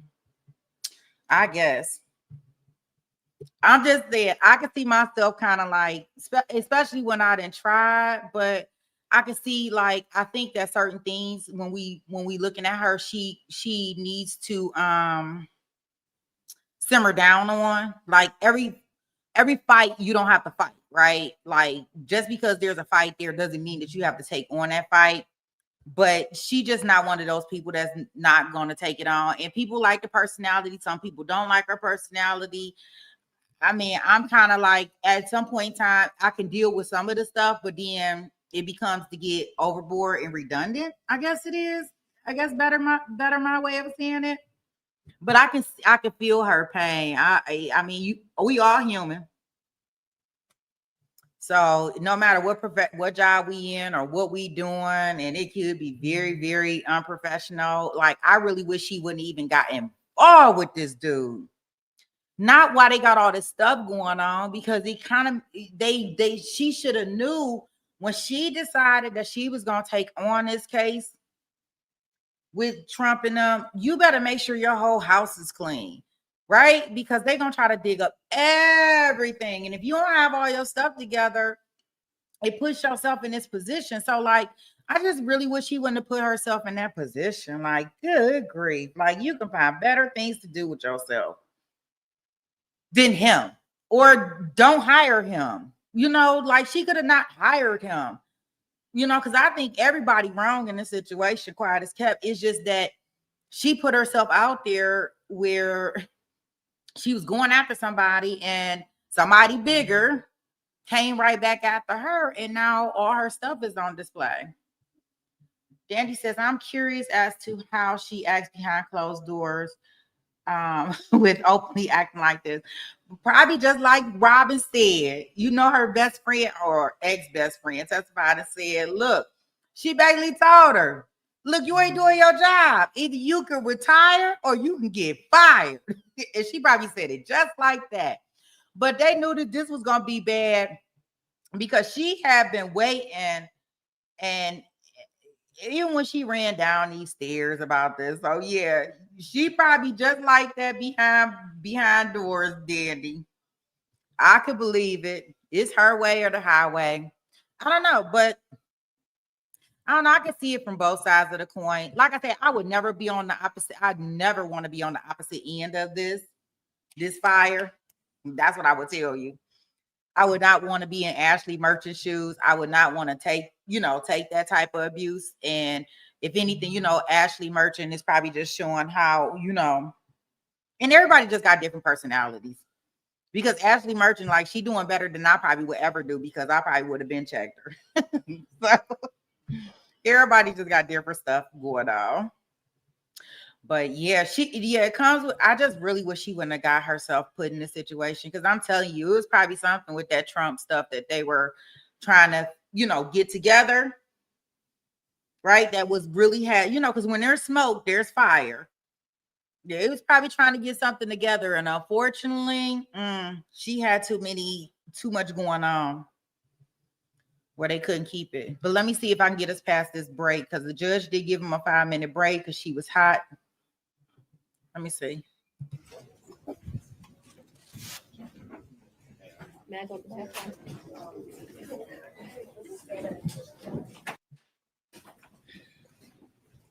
And she actually in front of a judge. So the last hearing that we seen, she was in front of just the Senate committee, but she in front of a judge right now. That's right. That's what I'm saying. Like, she shouldn't have threw them stones. Like, she should have. That's right, therapist. Like, she shouldn't even be in it. She shouldn't have took that case on.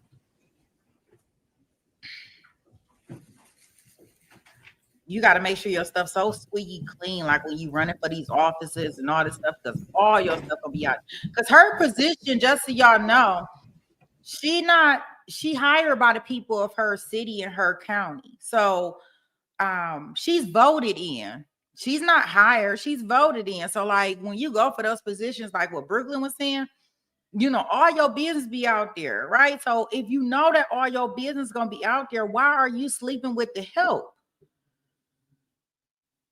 Judge Shamrock says, I think that she's a bad administrator and runs a very dysfunctional and possibly dirty office. Having the accused linger in jail for years without a trial isn't okay with me. Yeah. I don't know.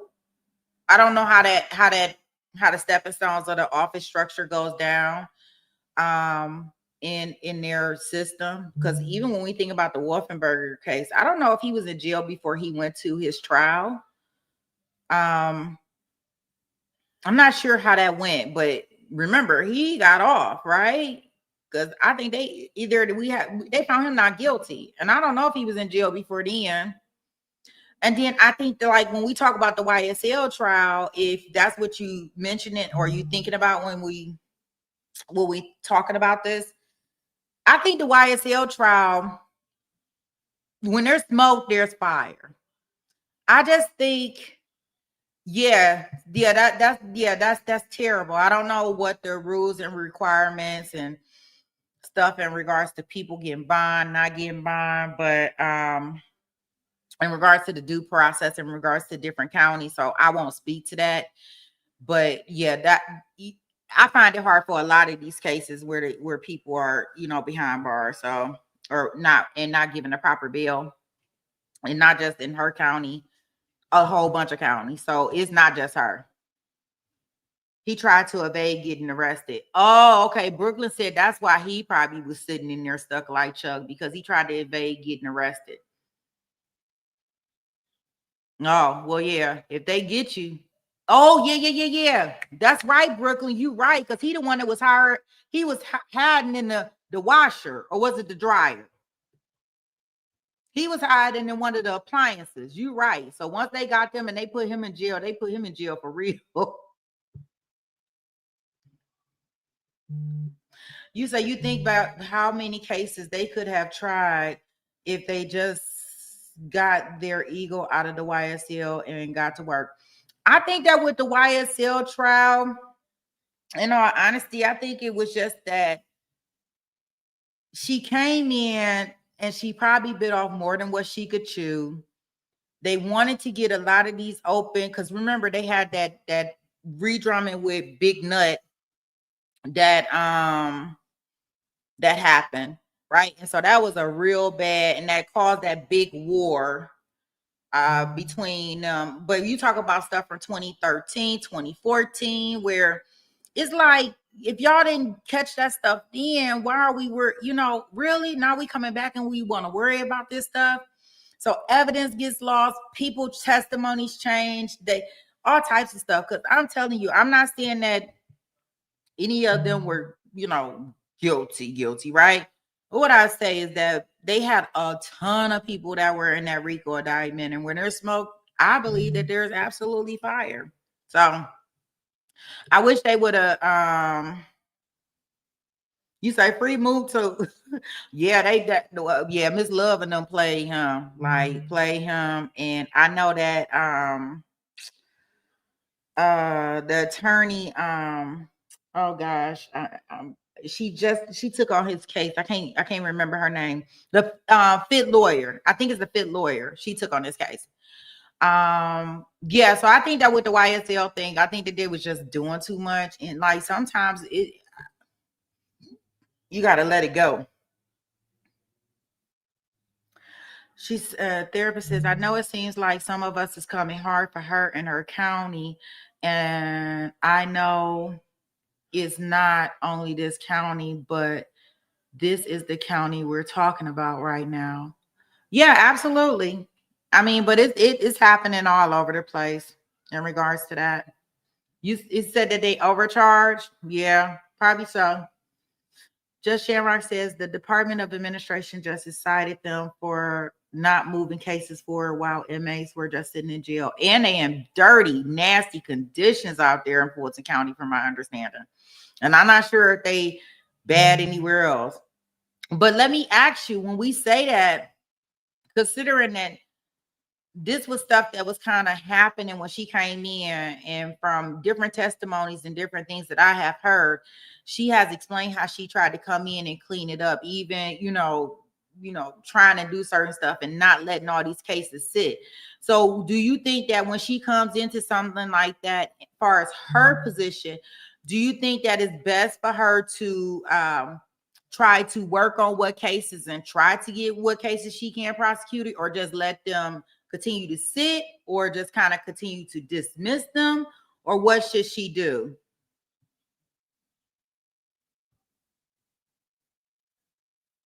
You say they worse in New York. Pretty Brown Girl says, shouldn't jail be bad though? Nah, they supposed to have a red carpet. I don't want it to be inhumane. I don't know. It ain't gotta be, we rolled out the red carpet, but I do not want people living in inhumane conditions, especially when you don't even know if they're guilty or not. Like, nah. I don't know. I got different feelings on that, because like maybe they should have like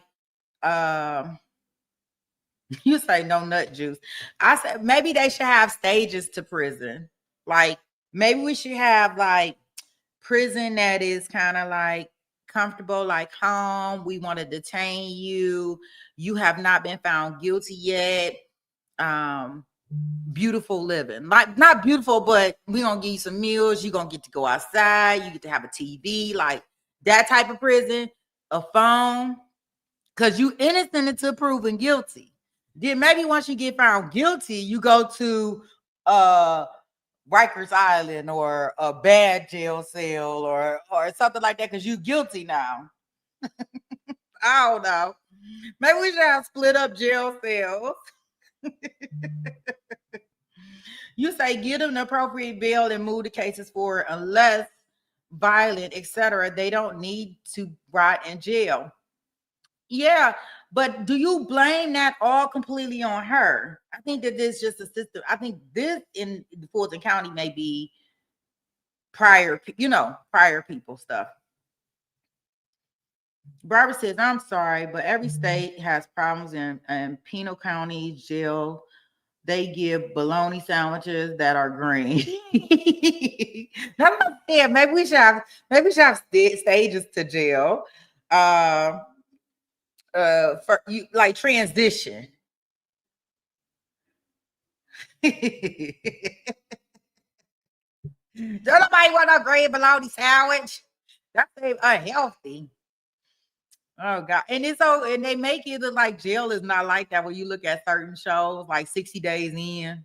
Well, maybe they do. I ain't never watched them. I ain't gonna comment on those because I ain't never watched it. I just see it on the TV sometime. All right, let's go back here.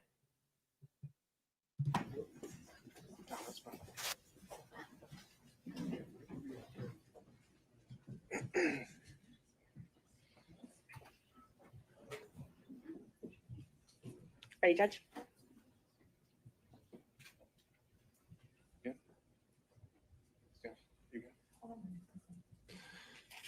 Thank you. We're back on the record. Before we proceed, though, I advise everyone here, this being a room mostly full of lawyers who have spent their lives in a courtroom. We all know what professionalism looks like, what decorum looks like, and devoting ourselves to the rule of law and proper advocacy. I would urge everyone to keep those principles in mind, starting with the fact that we won't talk over each other. And from there, we'll get through this. Ms. Merchant. Thank you, Judge. How often did Mr. Wade visit you at a place where you were living between 2019 and 2021? Are you going to start with the lie that he lived with me in South Fulton in 2019, a home he's never been to? That's one lie you told in your document. No. Judge, I didn't ask her about that. Ms. Merchant, I want you to ask a very precise question. I think she's saying and answering that he did not live with her. So why don't we break that up into smaller parts? And I didn't ask about living. But you put in your, while we're talking about professionalism, she put in 3 different documents he lived with me. Full opportunity to respond. And filed that with the court. In 2019. He's never been to South Fulton. In 2019, I lived in South Fulton. He has never been to my residence in 2019, ever, not once. In 2019, he's never been to your residence, any place. I lived in my home in South Fulton before I started getting the threats that were here, a house I paid for with my own sweat and tears. I'm no longer able to live there. But in 2019, I did. And in the 2 months of 2019 that I knew Mr. Wade, 3 months, the beginning of October, all of November, and all of December, Mr. Wade never came to my house in South Fulton. Let me help you out. I lived there in 2020. He never came to my house in 2020, let alone live with me, as you put falsely in these documents. In the first 3 months of 2021, when I could still enjoy my home, Mr. Wade never came to South Fulton, and it is certainly a lie that he lived with me. So in 2020, so you said 2019, 2020. Did Mr. Wade ever visit you at a place that you resided? He has never been to my home in South Fulton. 2020 was before I knew that a phone call was going to be made and I was going to have to abandon my home. As a result thereof, he never visited, lived at, came to, or has seen South Fulton. You qualified that with your home in South Fulton. That's where I lived in 2020. In 2020, did he ever visit you at a place that you resided? Okay. I don't understand. You want to give me that. In 2020, I lived in South Fulton. Okay, That's the only place I lived in South Fulton. That's before I had to abandon my home, Judge. all right. And at my Well, home I in think we're gonna South clarify Fulton, this. We'll break it Miss, down. he never came there, okay? So if you don't come someplace, you can't live there. Ms. Willis, I'm gonna have to caution you. That's gonna be the first time I have to caution you. We have to listen to the questions as asked. And if this happens again and again, I'm gonna have no choice but to strike your testimony. So we need to break this down. Ms. Merchant's question, I believe, was asking whether you lived anywhere other than South Fulton. I did not live anywhere but South Fulton, Georgia in 2020. That is before I began my prosecution of this case, and it was my plan to only live there. Did Mr. Wade ever visit you at the condo that you leased from Miss Yurdi? He visited that condo, yes. He did. Yes. Did he ever spend the night at that condo? No. Just visited. Yeah, but he did visit for sure. Did you ever go out to eat together, other than the lunches you talked about, In during 2020? 2019 or 2020? I would think that we probably went to lunch, but it wouldn't have been, let me think, 2019. I'm going to say, I don't know. I'm going to say we probably broke bread someplace in 2019. I don't remember it, but it seems like we would have broke bread sometime in 2019. So I'm going to say yes, although I have no recollection. But it seems to me like I go out to eat and drink with pretty much everyone. So I'm going to say yes. So outside of the vacations that we've already talked about, did you ever go out to dinner with Mr. Wade? I mentioned to you that I I'm gonna object as to what time period. Like, we're asking very vague questions. I thought we were treating the witness as hostile under 611. We're no longer doing that. So we're gonna go back and forth. We need to be more specific with our questions if we're gonna treat her as hostile. All right, Ms. Merchant, it's not so much, I think you can elect between leading and open-ended questions, but I think we are still wondering about, and I think we need to get back on track of focusing on the financial benefit or the relationship. And my next question about if you did go out to dinner, who paid when you went out to dinner? He paid, I paid. You both paid. Okay, so let me be real clear. We didn't say, oh, the bill is $102. You give $51, I'll give $51. I don't operate like that with my girlfriends. I don't operate like that with anyone. He caught the bill, I caught the bill. Whomever. Did you ever pay him through Cash App? No. You only ever paid him through cash? Well, yes. We're talking about, I'm very confused You've now. never Like, given Mr. Wade money through Cash App. no, The only money you've ever given him outside of a contract is cash. I didn't give him money in a contract. So that was cute, but I didn't give him money outside in a contract. What happened is, no, we're going to answer it since you said it. He worked more hours than he was paid, and the county paid him for the work that he did. So don't be cute with me and then think that you're not going to get an answer. And I will ask you about the contract in a minute. I asked you about cash. Did you ever pay him anything? And I'm trying to qualify my questions. I'm not talking about the contract with Fulton County that was paid. I'm not talking about that. I'm talking about outside of that. Did you ever pay him anything other than cash? I've only given cash a few times in the course of what we're talking about. So you've If never we used would a go to credit card? dinner, Let her finish her answer. if we would go to dinner, I wouldn't give him cash because he paid for dinner or I paid for dinner. I've given him cash only a few times in life, probably 4. Okay. Probably the most money I've ever handed him is $2,500. The least amount of money I've handed him, probably between $500 and $1,000.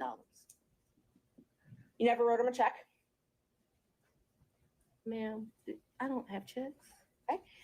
So you have no proof of any reimbursement for any of these things because it was all cash, right? The testimony of one witness is enough to prove a fact. So my Are you question was, telling do me you that have I'm any lying to you? proof? Is that what you're intimating right here? I'm asking if you have any proof that you paid him any of these The proof monies. is what I just told you. You have no written proof. Is that correct? So I have some, probably some transactions like in Belize. I probably spent $500 on my card in Belize. I spent 800, I can't remember, $900 on each of our tickets to go to Belize. I did the $700. I probably got some minor expenses in Aruba that would be on a card. But for the most part, for those trips, other than, so the 2 cruises, I gave him money for those before we ever left, because they were pre-booked. Let me answer. Well, the question was if you had any written proof.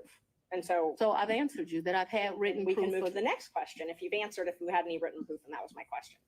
I want to make sure that we're clear that for the 2 cruises. Judge, and that's I the asked if cruise she gave him plus written Aruba. proof. We're not going to talk over each other. Ms. Merchant, she answered your question, so we can ask the next question. Ms. Willis and Ms. Cross will have plenty of opportunities to let you clarify your answers when it's her turn. Thank you, Judge. Knowing your role as district attorney, you know that public funds are scrutinized and money is scrutinized and things like that. You And understand. I'm sorry, go ahead. You understand you're under a microscope. You have reporting requirements, all of those types of things. You have no record other than your testimony of the money that you've given Mr. Wade. You've already asked that question. Let's keep going. When you took office, you had a tax lien of $4,600. Did you pay that with cash when you made that tax lien whole? I probably paid through, however you pay. Okay. So, but you were saying that you had amounts of cash. You still had that lien in 2022 when you were dating Wade and going on these trips. So the cash that you gave him, that could have been used to pay this tax lien off? You gonna tell me how to pay my I'm bills? gonna object. This is not relevant as it relates to why we're here today. Ms. Merchant, are you trying to establish that she was insolvent in some way? I definitely was trying to establish that she did not have these mass amounts of cash that she's talking about. Yes. All right. Re-ask the question. You had a tax lien in 2022, $4,600, Did you say I did? and you did not use this cash that you had to reimburse Mr. Wade to pay that off, correct? No. I went shopping too when I didn't pay it off.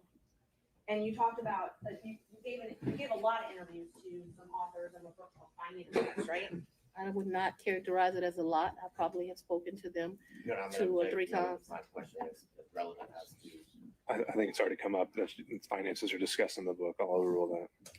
Thank you. Ms. Wilson, you can continue your answer. What came up with Mr. Wade as it relates to hearsay statements that he was asked about in relation to what Ms. Willis may or may not have said in relation to an author. So it's not relevant to testimony that's occurring at this time. I think Ms. Merchant has said that inside the book, she also makes a statement as to her own finances, and that's at issue. So you gave interviews to the authors of this book, correct? Once or twice. Okay. And 3 times, just to be comprehensive. I don't know if it was 3 times, 2 or 3 times, I think. you were quoted in the book, and I will give you a chance to say if this is a misquote. You were quoted, when they asked you about if you wanted to run for office for DA, you were quoted, "I really don't want to be financially effed up again." Do you remember saying that? So what that refers to, so that My question first is if you remember saying that. I remember saying something similar to that, but I would like to be able to explain what that's That's in fine. reference to. That's not in reference to anything else. It was a huge sacrifice to be district attorney in Fulton County, huge. I was doing just fine. I had a municipal court judgeship that was paying me $100-something thousand a year, and like you got to show up twice a week. Easiest thing I've ever done in life. I also had private clients that were paying me to represent them. So I was able to have a law practice and that. Raising 2 daughters by myself, there were times in life where things were hard. And so I was telling people, I don't really run for DA. I don't want to run for DA. I'm in a good position right now. I got this easy job that I enjoy, being the chief judge of the city of South Fulton. I'm making money at the law firm, and I'm not sure that I want to make this sacrifice. And why does it always have to be me? Eventually, I prayed. I think that I was the appropriate person. I think that I did that. So when you're referring to that, what I'm saying is, why should I make a sacrifice again? And what I was not talking about is being district attorney. Once you get elected district attorney, you're in a fine financial position. I make over $200,000 a year. What I was talking about is I ran for judge. When I ran for judge, I took $50,000 of my personal money out of my retirement. And that money ended up being lost. And I know when you bet on yourself, you're going to have to bet money on yourself. And so what I was talking about was not wanting to go through the personal financial expense of running for office. By no means did I think that I was going to be financially in a bad position once I won. Let's talk about what I was up against, because it's important to understand that comment. I had a district attorney who had been here for 24 years. And Judge, I People, don't no, wanna this interrupt is, her, but it's she's very answering relevant as to questions. what my mindset was about this. So I'm trying to answer your question. So what I was saying is Tailored solely to finance. right, but it is about my finances. If I didn't, nobody put me in this seat. So I had already run for office once. I had spent $50,000 of my own money running, and it was vamoose, nothing. And so when I'm talking to those offers, I'm talking about the contemplation of the sacrifice of the run, not the sacrifice of once you become DA.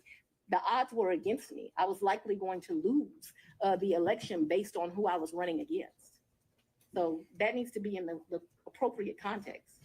Isn't it true that the authors also wrote, and you can dispute this if you'd like, that you were broke after that race? The 2018 race. Yes. Yeah, that was a hard race. I wasn't broke like I didn't have any. So broke is relative to depending where you are, but that hurt to lose that $50,000. So I'm sure my mental mindset was like, I just gave $50,000 away. Right. So they characterized it from their conversations with you that you were broke, you had poured your own money into the campaign, and you weren't able to pay your own bills because of your clients couldn't pay their bills to you, and you had a paltry array of family and asset forfeiture cases. It says you were trying to make it month to month. Is that an accurate depiction of your financial situation at that point? I would want to read that, but I don't remember clients not being able to pay their bills. Or May I approach, Judge? you can. You may. Page 13. I have not read this book.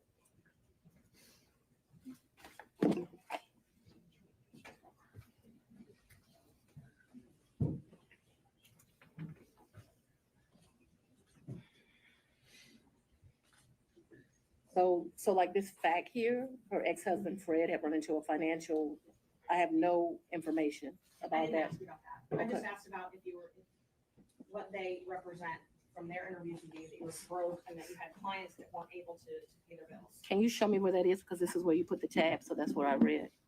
Broke, couldn't pay their bills.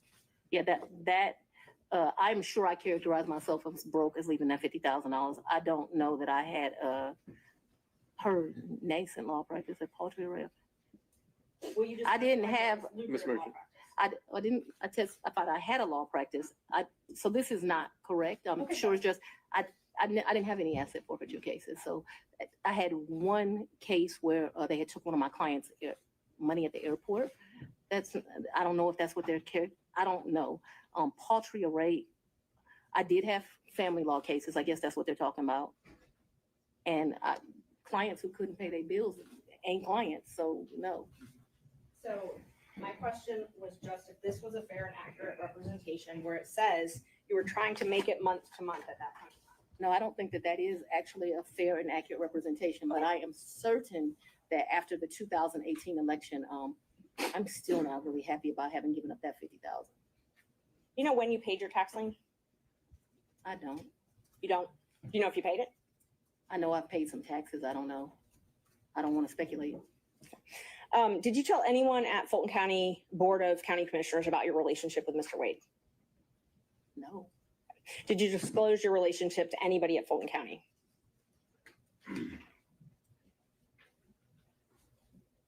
No, I don't think so. And as the chief law enforcement officer of Fulton County, I assume that you're familiar with the county code and ordinances. I've said we're not going to cover that in this hearing, Ms. Merchant. I'm sorry, Judge. We said we weren't going to cover the county regulations. Okay, and I won't.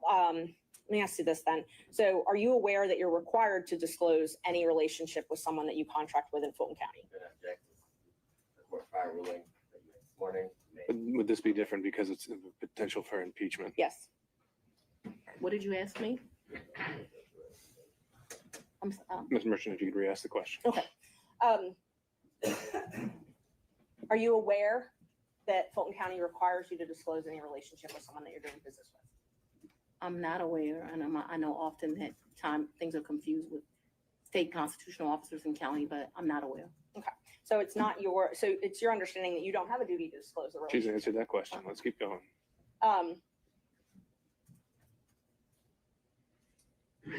Did you keep track of this cash that you paid him at all? What are you talking? I don't understand. Did you keep track? Did you keep a ledger? Did you keep track of it? So I've only given him cash, as I mentioned, 3 or 4 times. There's no ledger. This is friends handing money off to each other. So the answer is no, you didn't keep And I think track. you've already asked whether there was any written proof whatsoever, and she's Yes. answered that. Okay. So we've covered this. Let's move on.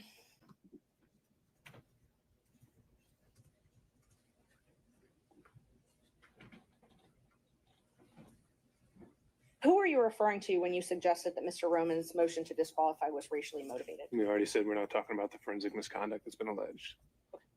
And And just so the record is clear, I don't believe I said that his motion was racially motivated, so I don't want that to stay there. I've never said his motion was racially motivated, so that should not be Ms. Willis, true I if think she it would wrote be that. best if we don't need to go down that road.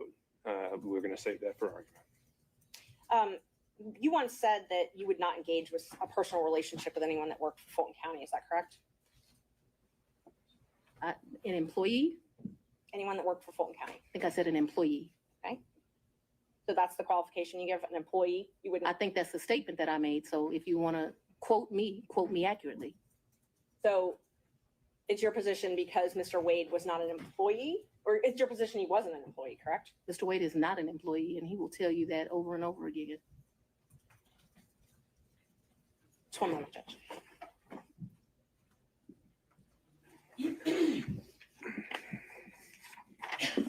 I'm sorry, the statement, just so I make sure I accurately quote you. What you said was you won't sleep with people who work under you. Do you not consider Mr. Wade working under you? I consider Mr. Wade to be an agent.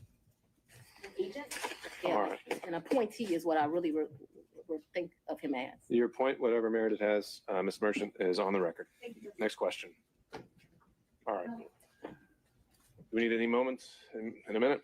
Mr. Sadow. Yeah, I'm ready to go, Your Honor. All right.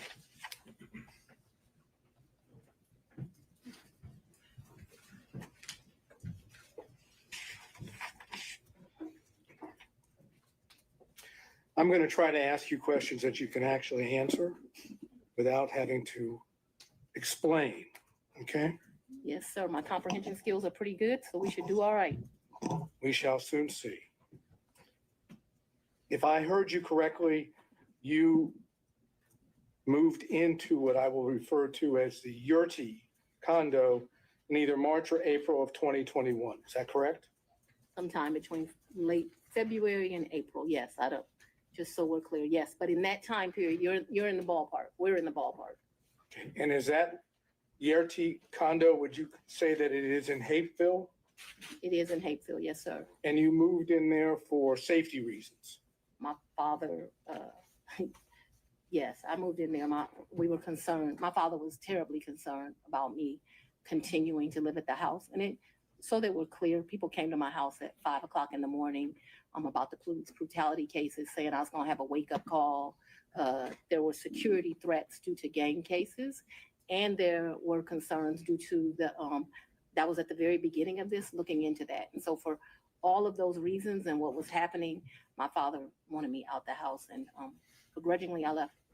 Okay, so the answer to the question was a yes for safety reasons, correct? Those were all of the things that caused the safety concerns. I'm I'm sorry. not questioning whether they are or are not safety concerns. I just asked that you moved into this condo, the RT condo, Right. for safety reasons, right? Yes, At the time that you moved into the condo, be it from February to April of 2021, yes, was your father still living in your house? right, because my father, That's yeah, all I asked you. but I get to explain the answer, sir. I don't know if there's an explanation. If I ask you, was your father still living at your house? The answer is either he was or he wasn't. Yes, but you are going to get to argue at the end of this, as we both I'm know. not gonna and argue so I anything. I'm would gonna like to ask- be able to explain why. I'm gonna, And so, yes, Willis? because my father is an older gentleman, he was worried about COVID and he stayed. Ms. Willis, I'm going to have to say that's second time. Whenever we have to put a pause, we stop testifying, okay? You don't have a chance to explain yourself. The question was whether your father was not staying there at the time, and you're clarifying that in your answer as well. You can have a brief clarification, but it shouldn't be something that reaches well beyond the question. All right, Mr. Sadow, you can re-ask the question. We'll see where it takes us. okay, thank you, Your Honor. Was your father still living in your house at the time you moved to what I would refer to as the Yurti condo? Yes, sir, he was due to his concerns related to COVID. The safety concern was that there was potential danger at your house. Is that correct? Yes, my address had been exposed, so yes, there was concerns about potential danger at my house. Okay, so anyone staying at your house in the time period after you went to the Yerty condo was still in danger, correct? Yeah, well, no, he did. I think you have to, it's your attorney, Ms. Willis. Sorry, Mr. Bott, your objection is speculation Yes. to the question of Speculation. whether someone was still in danger at her condo. I can, Just let her answer the question. Or Mr. Sadon wants to rephrase. No, yeah, I'm not I sure. was able to I've got understand it. I've got the objection and then I have, I'll withdraw the objection. You can move forward. Okay. So, and I don't remember the question, so I can answer it. but you can now that the objection's been withdrawn. Can you try to answer that question? Yes, There's still a safety concern I was. for people staying at the house. Yes, I was very concerned about my father still living at the house. However, if you have dealt with an older gentleman, he was not leaving the house despite my urging him that I thought he should leave as well. He did not want to leave the house because he was particularly worried at his age about COVID. But that became, I don't want to say, I was not happy with that decision of my father's, but I can't ultimately make him leave. And he stayed there too long, in my opinion. Okay, thank you. During that period that you left to go to the Yerty condo, did any of your children stay at your house? So I don't think that they were there at that point. Certainly my baby wasn't there. I'm talking about this entire period. We're talking about, if I remember correctly, and you'll correct me, I'm sure, you said that you stayed there at what I would call the Yerty condo until January of 2022, correct? Yes. Okay, so I'm asking you in that period, which would be February to April of 2021 until January of 22, did any of your children stay at your house? And you don't have to yell at me. I'm able to understand. So I would ask you to not yell at me. That being said, I don't actually expressly remember, but I can tell you since I have left my home, there have been times my oldest daughter came in, but I can't tell you with certainty the time window that you've said, if they did or not. And so I don't want to speculate to that, but there was some time that my oldest daughter came back, whether it was that period or after I left the Yerty residence, I'm not sure. Okay.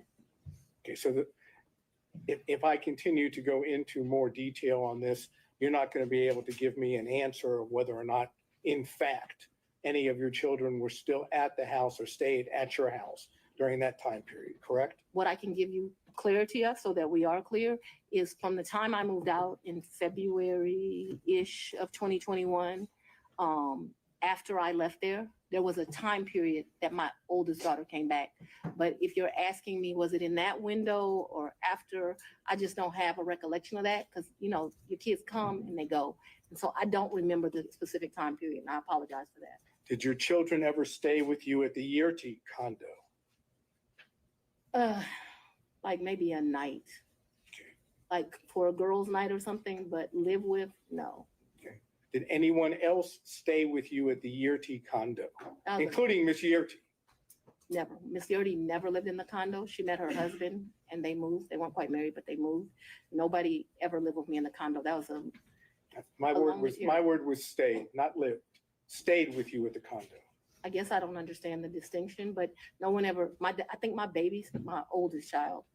I think she spent one night with me, maybe my oldest and my youngest. But I think that whole time I was in that place, other than that one night, I don't think anyone ever, this is a very lonely period in my life. I don't think anyone ever spent the night other than maybe one night. I remember a picture of my baby sitting on the couch in that place, and I'm thinking she spent that night, but just a very lonely time in life. Okay, we'll stay with the lonely theme just for a minute. Did Nathan Wade visit you at the Yerty condo from the time you moved in until he was hired on November the 1st of 2021?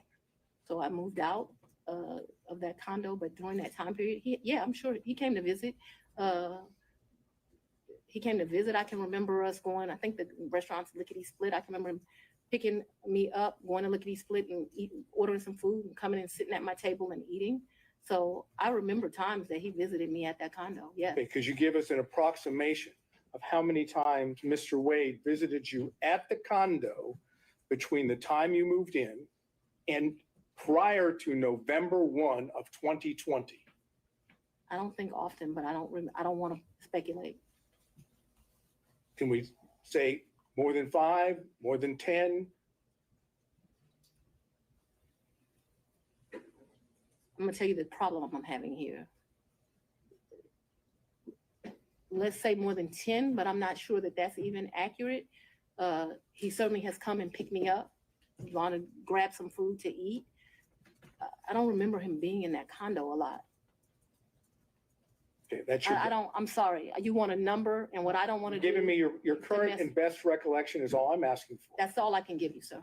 How many times did any of the prosecution team, how many times did Anna Cross come to that condo between the time you moved in and November 1st of 2021? I don't think Anna's ever been to that condo.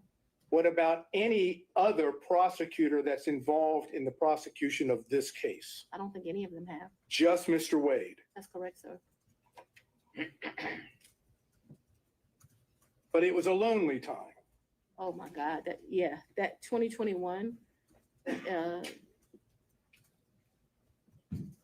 I have a lot of guilt about this time period in my life. Let me tell you why. But yes, it was a lonely time. Okay. I was very appreciative to the citizens for giving me this responsibility and this duty.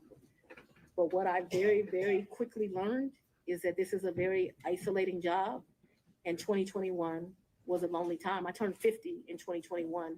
That's probably one of the worst birthdays I've ever had. I spent it alone. So I have a clear recollection of 2021 being lonely. Okay. Did Mr. Wade ever visit you at the condo, the time period I'm talking about, prior to November of 2021, when Ms. Yerty was at the condo? So Miss Yerty and me, we didn't share the condo at the same time. So the answer would be no. But we never stayed there together, so it's an Oh, I'm saying- impossibility. It's an impossibility. Yeah. Okay. Now, Miss Yerty, because we need to get clarification on this. Miss Yerty stayed in that place. There may have been a time that me and Mr. Wade visited, like went and saw Miss Yerty, but me and Miss Yerty never lived there together. Just so we're clear. Well, maybe that was clear, but I'm going to have to try again. Okay. Was Miss Yerty still living in the condo when you moved in? Not a day. Okay.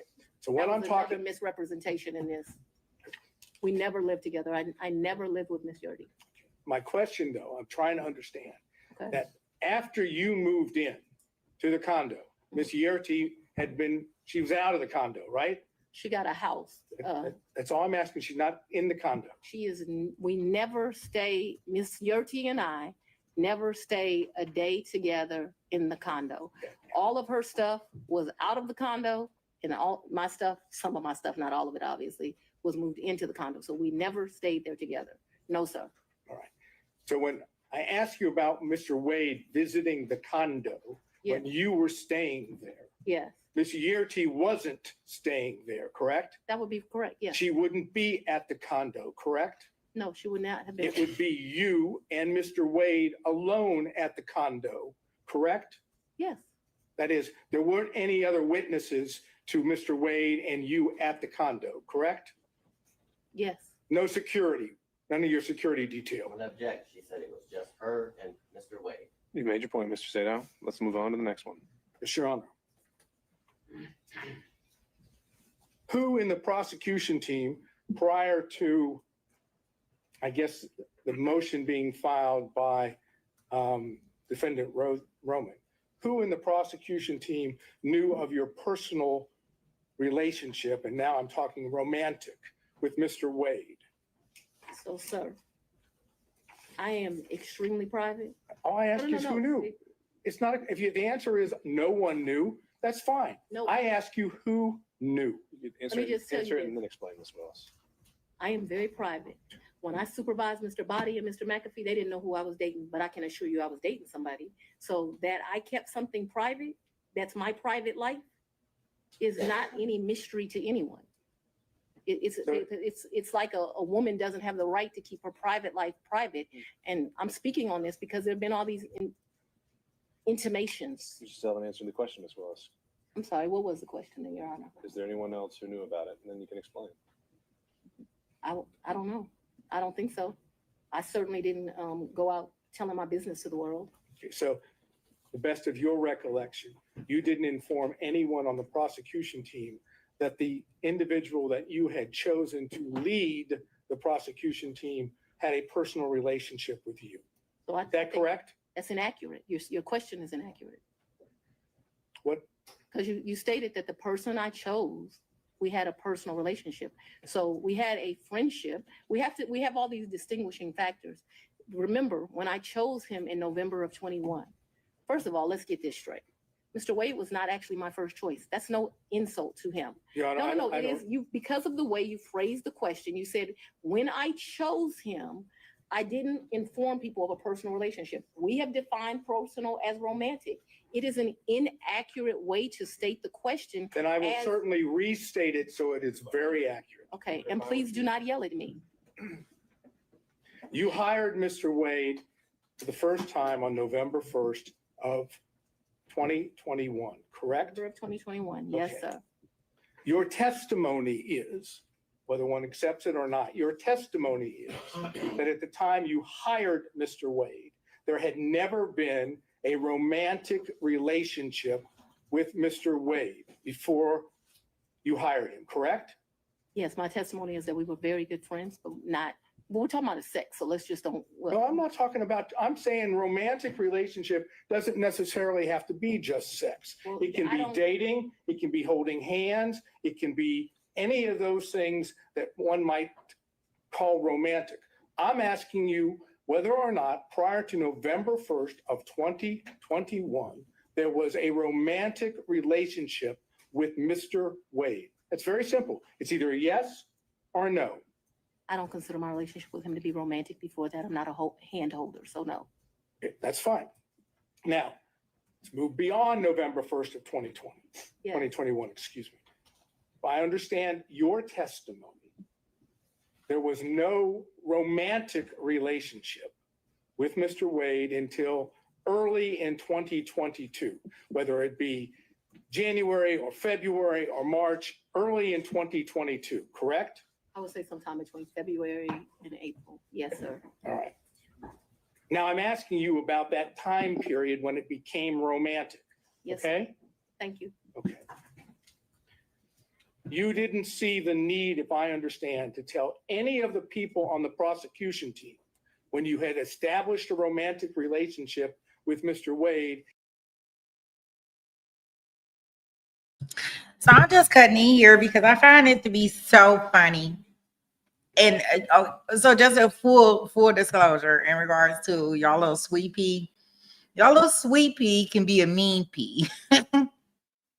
And what I will say is, like, I can see honestly like both sides of the coin.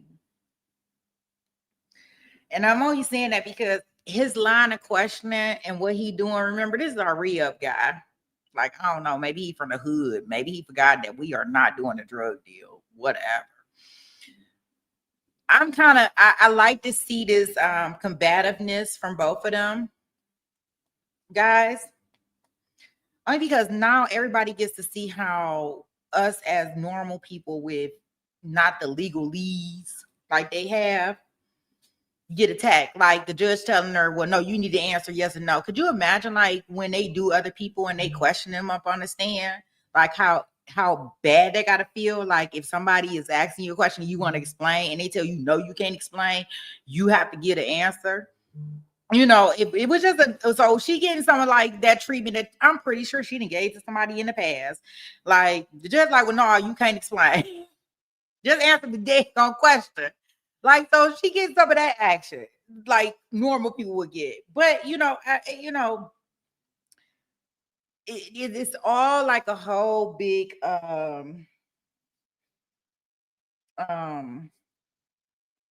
think like just a big mess that I would really wish she wouldn't have put herself in. The throwing those rocks, right? So now everybody on her neck, because now they got her right where they want her in some way, and she doing a little pushback, and yeah, and if you feel like that, then I mean, you feel like, if you feel like you're being attacked, I hope like I could be the sweetest person that there is, but if I feel like I'm being attacked, it's probably nothing that you can probably do to stop me. Like, I'm probably going to level 10. We coming in on level 10, and maybe people don't like it, but you did it.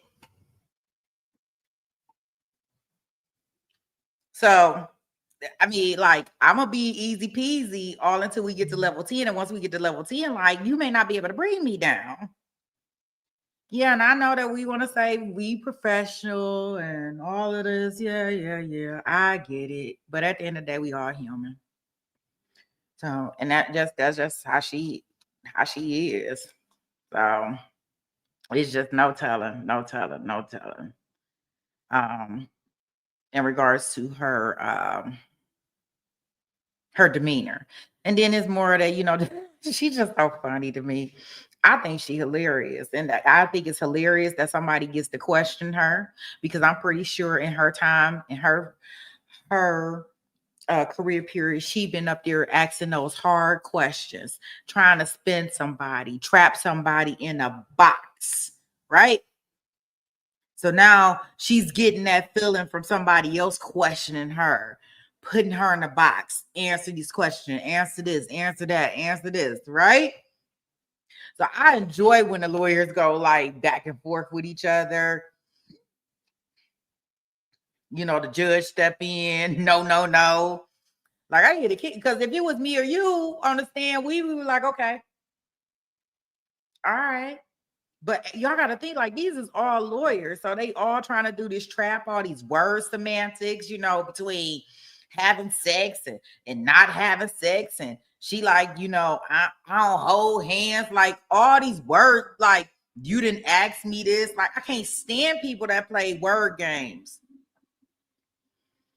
Don't play word games with me. I don't like playing word games. Don't play.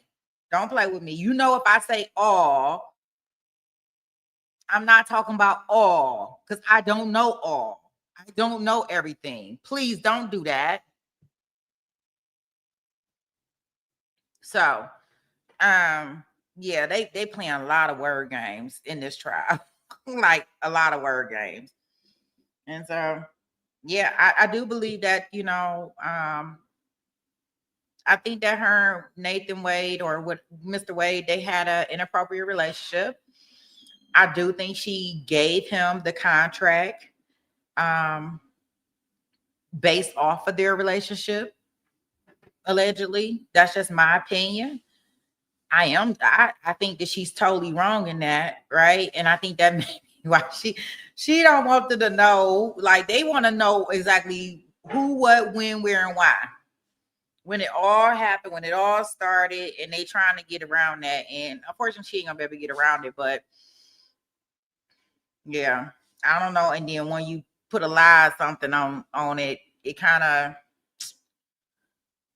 and maybe that's because she knows she wrong. Maybe that's why her demeanor is like that. Who knows? People, when they get caught up in a lie or something, they get very defensive. So maybe that's part of it. I don't know, but I want y'all to keep in mind that, I guess, regardless of what we think, Woodland County thinks something totally different. So no matter what we think she might have been, who, what, when, where, and why, y'all, she was reelected after this. So just keep that in mind. So, I mean, I don't stay in Fulton County. I don't stay in Georgia. So I don't know. But she was reelected behind it. So, hey, if they like it, I love it. I will say she probably will fight for you too, Faniel. You just better be on the right side of that fight with her. That's what you better know. You better be on the right side of that fight with her. All right, let's go back here.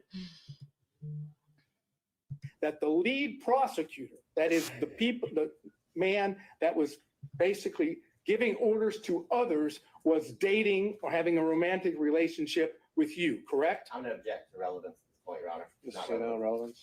It just to prove or attempting to show that there is an issue on the credibility about the relationship.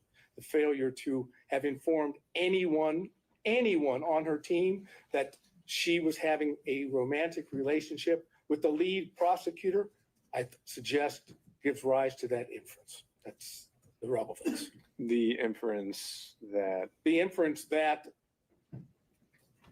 that they were concealing this because it was not as it's been characterized to the court, and that in fact it started earlier than what they say. All right, overruled. Mr. Sadon. I just want to make sure that we're clear. From at least 2020, me and Mr. Wade were friends, at least that time period. Okay, I'm not talking Okay, about. so no, I want to be clear because my credibility is being evaluated here, right? We were friends. We hung out prior to November of 2021. In November of 2021, I hired him. I do not consider our relationship to have become romantic until early of 2022. Because I don't know a date and time, I'm saying sometime between February and April of 2022, and very early April of 2022, because I know that trip that I discussed with you was like the first week of 2022, that the relationship had become romantic. I hope that answered your question, but I can't have it where, you know, we're saying something differently. All right, so you've established the timeline as you put it. The question originally was, at that time, did you tell any other prosecutors? I never tell people at work who I'm dating. All right, Mr. Sada. Okay. Did you take any trips to DC with Mr. Wade? Never. Did you take, okay, so you have no, what I would call personal trips or business trips to DC with Mr. Wade? I never went to DC with Mr. Wade, personal, business, otherwise, never. Okay, so. I've never been in the District of Columbia with Mr. Wade or Maryland, Virginia, the DMV as they call it. So as I understand it, to be clear, any trips that you would have taken to see DC That was, would pretty not, that was a pretty clear answer. huh? That was a pretty clear answer. Asked him She just said no. twice. So you have a variation or something new to bring up? I'll ask it and we'll see. Did you take trips to DC that were non-business during the time period that this case or this matter was under investigation? I'm going to object as to relevance as it relates to the matter that we're here before Your Honor. Well, again, the question already asked is take personal or business trips. She said But that was with personal Mr. or Wade. business. That was with Mr. Wade. This I asked her alone whether she took. Okay. What's the relevance? And what would be the relevance of that? I'm trying to understand whether or not we have an ability to show a personal trip in which Mr. Wade is there at the same time. I understand her answer. Okay, I understand her answer, but we have documents, we have records that. Your Honor, I'm going to Okay. object to the documents that they. Well, this could be something that's maybe not part of the record yet, but if he has I think there have been other things discussed in this case, and they have evidence that Mr. Wade may have been in DC at the same time. If you want to ask about that exact specific date, Mr. Sadon, you can do that. I would reference to the court that was not asked of Mr. Wade. Anything about any trips to DC. Sure. And so that's going to limit its merit and impact on credibility. So Mr. Sadon, ask the question. So I understand your testimony is you never took a trip to DC with Mr. Wade, that's correct. personal or business. That's correct. Were you ever in DC at the same time as Mr. Wade? I was not. Personal or business? No, me and Mr. Wade have not been to DC at the same time. However, since Mr. Wade has been on this case, he's been to DC. Since Mr. Wade has been on to this case, I've been to DC. What has not happened is we have not been in the District of Columbia at the same time. Now, the only thing I'm not sure about with what you asked me is if I've been to DC personally, because I've got a lot of personal friends in that area, but I know that I have been to DC. I did an interview at Howard University. I went to DC for that. Seems like I've been to DC one other time. Oh, I went to DC for the Global Summit. Actually, yeah, those were two separate trips. My next question is based on her opening the door, and therefore I'll just ask it and Your Honor can decide whether or not it's appropriate. When you went to DC, did you go to the White House? Okay. I did not go to the White House. No, well, Apparently I'm going to get the answer anyhow. there you have it. Next question. Okay. You indicated your best recollection was that your relationship with Mr. Wade, the romantic relationship, ended, you left it in August of 2023. That sound right? That's the hard conversation. That's not the, We've covered this. Next question. And you characterize it as a tough conversation, correct? yes, I'm not going to get into the conversation per we se. should. Well, if he doesn't want to, we won't go there. So, Mr. Sadon, next question. You know, it's kind of hard to say no when you've got that opportunity. But all I'm going to say is, was it pre-indictment in this case? So, We know the timeline that the indictment was delivered. Well, but, actually, and so that I'll we're give you clear, the physical relationship ended pre-indictment. And is that when you were talking about the tough conversation? But I'm not sure that the tough conversation didn't happen until after, but the physical relationship. So I'm sure if you ask Mr. Wade, because he's a male, he would say we ended June or July because physical contact ended then. Just in my mind, being a woman, it's over when you have that like hard conversation. I just think women and men think differently. And I think the answer, Mr. Sadon, to your question was she's not sure whether it was before or after the indictment. I'm not sure that was her answer, but let's see if I can get specific. That is what I said. That's what I said. I'll let you. Next question, Mr. Sadon. If you need to Want to say clarify. one more? The romantic relationship ended before the indictment was returned, yes or no? To a man, yes. Well, to a man, yes. To you, no? She's explained this, Mr. Sadon. She's explained this. And did the forthcoming indictment have anything to do with that? Ooh. Or was it just a coincidence? Mr. Let's go on and have the conversation. I've just asked you whether or not it was a coincidence. Had absolutely nothing to do with this. It's interesting that we're here about this money. Mr. Wade is used to women that, as he told me one time, the only thing a woman can do for him is make him a sandwich. We would have brutal arguments about the fact that I am your equal. I don't need anything from a man. A man is not a plan. A man is a companion.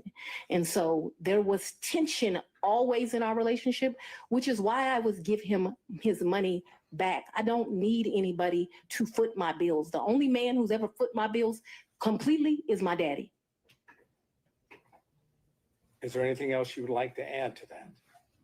No, Sure. but I'm sure we'll talk about it further. No, we're not going to talk about it further. All right, no back and forth, Mr. Sadon. Next question. My next question is something that has to do with what I've characterized as the church speech. Let me just tell you what the question is, because I know that's not something. Preserve it for the record. Huh? You can preserve the questions for the record, but then we'll move on. That's correct. Thank you. When you gave what I've referred to as the Martin Luther King weekend church speech, you know what I'm referring to? A great honor of mine. That's a historic African-American church. Yes, I do. Okay. Did you have handwritten notes with you that you were reading from during the speech? And on second thought, Mr. Sadon, because you might have a number of questions about this, why don't we just bullet point what you would want to cover on this to preserve for the record, and then we'll move on to the next topic. Okay. Since I had laid out before that the forensic misconduct isn't a So subject do of the I evidentiary not get hearing. an answer for that? That's right. Okay.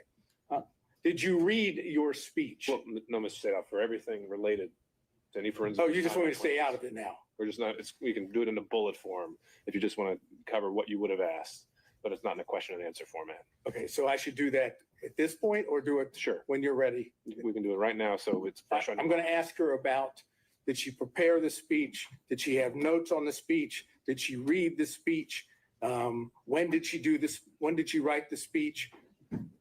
Who was she referring to when she was talking about others? Who was she referring to when she said they? Who she was referring to when she spoke in terms of their, that is. I would love to answer those questions. Well, Ms. Willis, you could certainly do that in some other format, but for today, that's what we decided we're not going to cover. Who was she talking about that was playing the race card, and why she didn't tell the people at the church that she had had a personal / romantic relationship with the, all due respect the way it was characterized, the black man that she was referring to, and was the black man she referring to, was that Mr. Wade? Okay. That's that area of inquiry. Noted for the record, Mr. Sadao. Next topic. Okay.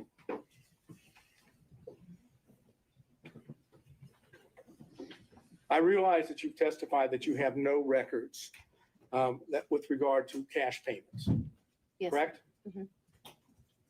Would your bank records reflect that you withdrew cash from your bank accounts during the time period of 2020, 2021, 2022, or 2023? I'm not asking you, I'm just asking whether they would reflect that you withdrew cash from any of your bank accounts. So the exact amounts? No, just But yeah, that you did. Of course, I withdrew money throughout that time period, throughout my life. I withdraw money from the bank. Yes, of course. Talking about cash from, that is that you go to a Cash, bank right. or you go to an ATM Cash. and you take cash out.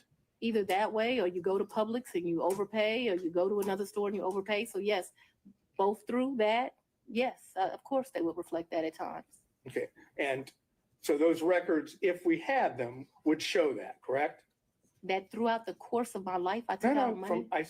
I was very specific. I said Yes, during the course 2020. of that time period, I would have taken money out. Yes, So do you have a problem with, I absolutely, yes. you don't want the bank records to be made available I- for the court and the court Your Honor, I'm alone? going to object this to the relevance, and this has already been addressed earlier as it relates to other records. This is an improper line of questioning. He's doing it for the purpose of harassment. Right, Your Honor. I'm just going to sustain it on relevance. Mr. Sadao, if that's something you want to follow up privately, you can do that. Last area, briefly. Yes, sir. You had contact with Mr. Wade in the year 2020, correct? Ooh, I had some contact with Mr. Wade. Would you explain when you say some contact? Please tell us, talking about 2020. I had some contact with Mr. Wade in 2020. One of the reasons your allegations are so preposterous, or Ms. Merchants that you have joined, is Ma'am, No, no, I no, didn't no. ask you about the allegations. I asked you about your contact. That's all I ask you, okay? I appreciate that you want to say something, but I'm interested in, did you have contacts with Mr. Wade in 2020? And your answer so far has been yes, correct? very limited contact because Mr. Wade had a form of cancer that makes your allegations somewhat ridiculous. And I do appreciate the I'm not going characterization. to emasculate a black man, but I'm just telling you. I'm that sorry, what? I'm not going to emasculate a black man. Did you understand that? All So I right, don't let's think get we should back on discuss track. further. Mr. Sadao, next question. Trying to, Your Honor. Would you tell us on the occasions in 2020 that you had contact with Mr. Wade? I'm sorry, I thought I had answered that. Yes, yes, sir. There were times in 2020 I had contact, but 2020 was a year I was running for office.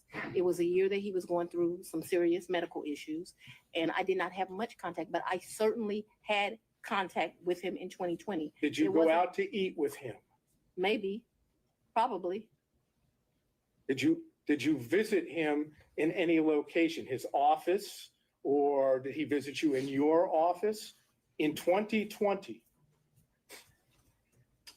I am sure I'm sure, ooh, that's a very good question. I'm sure he came to 750 in 2020, 750 is, was my office. okay. Not often, but maybe once or twice. Maybe I went to his office once or twice, but maybe once. And the purpose for going to his office would have been what? Maybe we would have went to Mellow Mushrooms for pizza, or maybe he would have come for lunch. I'm sure we went by each other's office though, but not often, not a lot.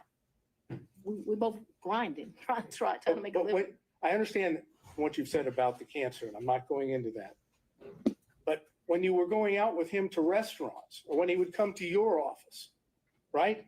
Those were not sterile environments, were they? Oh, very sterile because it The was, restaurants were sterile environments? a lot of times we wouldn't eat there. We would pick up something and go in, but they were, you're I'm listening to you. You pick up and take it to where? maybe eat at our office, but it did not happen much. That's what I'm trying to explain to you. And my office in 2020, nobody was coming in. I was stir crazy, so I would still go into my office. You remember when I started this, I said, I am not even sure if we came to each other's offices, but I am trying to be over cautious. So I think I can recall him at 750 a couple of times. I just think I can recall him at 750 once, but let's say twice. I have seen his office. I remember all the awards in the lobby, but I'm not sure in 2020 I went. I'm not even sure I went in 2020 at all. I just want to tell you yes, because I'm not sure. But I have a distinct recollection of him at 750. I actually don't have a distinct recollection of me at his office in 2020, but maybe I went to his office in 2020, maybe. Did you have ongoing phone conversations during 2020 with Mr. Wade? Oh yeah, I talked to, yes, absolutely. Yes, Yes, no question about that. no question. I talked to him on the phone in 2020. I understood, and this is, maybe I was confused. The Belize trip was for His 50th birthday. his 50th birthday, and that was in March, he turned 50 March 18th of 2023. If you look at the dates of the trip, I think we were there about 6 days. We stayed at 2 different locations. and you paid for it. 100%. He said, not only, I mean, I paid for the hotel, I paid for the flights, I had a birthday luncheon for him, I paid for massages, I paid for everything. And would those payments be reflected on your I credit paid for card? the cash, You paid them in cash? cabs. I was telling you all the different things. I paid. And I'm asking you whether or not those payments would be reflected on credit card bills of yours. So there was about $500 that I think is reflected on a debit card. What my recollection is I took about 4 in cash with me to that. 400 or 4,000? 4,000. But I remember I handed him 2,500, and then the rest was just the money we spent. I probably gave $300 or $400 to this guy who was a taxi driver. He would drive us every day around the 2 or 3 days we went. Took him to eat like it was my trip money. And you had, to be clear, to end this up, the 4,000 that you've just told us. But I didn't give it all to him. Remember, I only gave the 2,500 to him. I didn't ask you that. I was going to ask you that 4,000 is part of your, my words, cash hoard that you had collected over time. Cash what? Hoard, H-O-R-D-E. Oh, I thought you said something different, sir. No, I'm afraid I wouldn't say that Um, any circumstances to you or in. All right, back on track. The hoard, cash hoard debt. I would not classify it in that way, but I have money at my house. Yes, sir. And the money, when you had money at your house, But I'm speaking too loosely. I had money wherever I was staying. So I was not referring to my house in 750. I'm saying I had money wherever I was laying my head. Yes, sir. That was my fault that I wasn't clear. so when you were at what we said, the Yerti condo, during the time period we've always discussed, that's where you would keep your cash. When I stayed there, yes. Okay, that's all I have. Thank you. All right, I want to see if we can get through a few more defense counsel if possible before breaking for today. Mr. Stockton.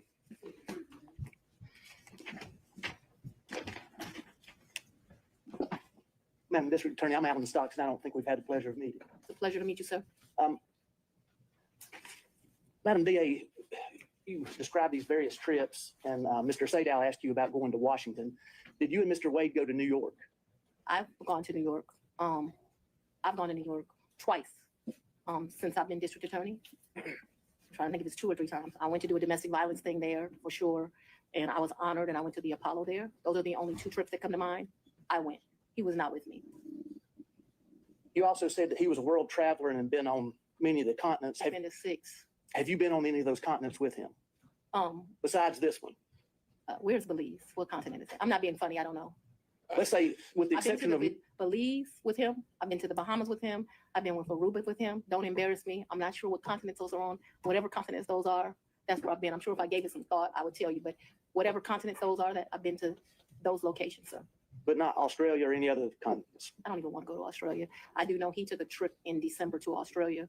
I have no idea, I don't know anything about that trip. When Mr. Wade began working with your office, Yes, he had 2 other gentlemen that worked in his firm with him. Is that correct? yes, Terrence Bradley worked for him and Chris Campbell worked not for him. They worked with each other. Did you understand what their partnership arrangement was? No, Did he ever make you aware of how fees were divided or anything? no, Now, since you have been district attorney, the 2 gentlemen that worked with Mr. Wade and his firm, they also had contracts with your office. Is that correct? I probably had 2. I don't, Well, I don't know if we covered this in Ms. Willis, but I still don't know what the relevance would be of her testifying to this. but I've had about 10, oh, I'm sorry, do you want me to answer Let's or figure no? this out. Judge, respectfully, I think based on Mr. Wade's testimony, he had an interest in those contracts. Sure. And then, but how's that then imputed to Ms. Willis? I don't know whether or not she knew she was giving him that benefit. That's what I was trying to explore. Okay. Well, maybe we can start with that question. And then if she doesn't know about it, then the ins and outs of all the contracts wouldn't be quite as relevant. Judge, to lay a foundation for that, though, Let's see where it respectfully, I need takes us. to. Go ahead. The two gentlemen that were in Mr. Wade's office, did they have what I think's been referred to as a taint contract? So let me be clear, and I may get the names wrong. When I first became DA, the office was not properly staffed. And so I'm surprised any lawyer would take it, but I did a contract for like $60 an hour to help us out with first appearance. That lasted a few months. Okay. So I can't remember if Bradley or Campbell had that. I'm sure we can have records and I can tell you which one, but I just can't remember now. I like their experience. Bradley had been a probation officer and a defense attorney. Campbell had been a police officer and a defense attorney. There's a reason I'm telling you this. Then that contract, like I said, it didn't last long. It was just, I was aggressively hiring. As soon as I got where I felt like I had first appearance, enough lawyers for that, I let them go. Then we had what's called a filter contract, but it was not filter for this particular case. I do have a lawyer who does the filter for this election interference case. When we're talking about filter the contract they had that neither one of them has any longer, I now have another lawyer that does that for me. It was only for police brutality cases. It's for what I call so when I first got to be the DA, I had the whole unit was called anti-corruption. It dealt with both elections and police brutality cases. I actually took a trip to Houston and visited the district attorney in Houston. They divided their work up, and I thought the way she was doing it was better than me. And so I made a civil rights unit. And so they did what we would classify as civil rights cases. Those are specifically the police brutality cases. When I first took over, I was told Paul had not filtered 5 cases. That was a joke. It ended up being the 101 cases. They weren't filtered, which is why I hired 2 of them. Eventually, we got it down enough that it was 1 of them. And then now I still have 1 lawyer that does it, but now I've been able to cut those cases down to like 30. Can you tell me help me understand what the purpose of the filter is? Yes, sir. So what a filter is police officers make statements in the line of duty, and you are not allowed as the prosecutor to know what those statements are if they're done in the furtherance of their employment. And in fact, if you know what those statements are, you're basically disqualified from the case. You can't have it anymore. So what our policy is, I think I pay them like a $50 flat fee. They pick the case up directly from the GBI because that's where those cases go to. And then what they are to do is to go through the entire file. So the body cam, which is important because sometimes they'll make a statement to their supervisor on body cam, in the police reports where they write things. If it would be easy if it was just some statement of the police officer, but what you find out is these statements are embedded in it. And so what your filter lawyer does is they go through it, they either redact it out electronically or they cross it out. And then once it is crossed out, then they provide it to my team, and then we're able to look at it. That was not being done appropriately when I became district attorney. I thought that it had only been, so Mr. Howard had some Chinese wall thing that I didn't think worked at all, where allegedly those cases were properly redacted. That ended up being a joke. And so the 5 cases really turned into, I'm not gonna say all 101, but a vast majority. That is the work that Mr. Bradley and Mr. Campbell did for me. They did a really good job. All of those cases that we originally came with, they're done. Those cases they're not just done for Mr. Bradley and Mr. Campbell, they're done through my office. But obviously life is not stagnant. There have been new police cases. I do have a lawyer that is doing that work now. That doesn't work for me. That's same kind of deal. I have another lawyer that does filtering for this case, completely separate. So in the same private office, you had a filter contract, then you had somebody else handling first appearances and so forth, and then you had a special prosecutor. Is that correct? I'm just not. Ultimately, the answer to your question is yes, but I'm not sure that they did it at the same time. The first appearance contract was either $60 or $90. I don't know really how I convinced them to be able to take that, but I think because it was for such a short amount of time. And then I think I pay my filter lawyers, which I still don't know how I get away with, about $150 an hour. And I want you to understand, the AG pays special prosecutors $1,000 an hour. So I'm a tough negotiator. Paul was paying people up to $375 an hour. I won't pay anyone more than $250 is my max. I have a lot of lawyers for what I have that work at $250, and I cap them every month. You can't go past a certain amount of hours. Would you agree that if Mr. Wade and the 2 other gentlemen that were in his firm were splitting fees in equal thirds, would you agree that he would benefit from the tank contract and also from the other first appearance contract? I would agree he would make money. Yeah, so to make money is a benefit. Just a thought, guy. Mr. Durham, you're still with us on Zoom. No question, Your Honor. Mr. McDougall. I do have a couple, Your Honor, but it's a little awkward from back here. You want to? Yeah, why don't you go ahead and make your way up?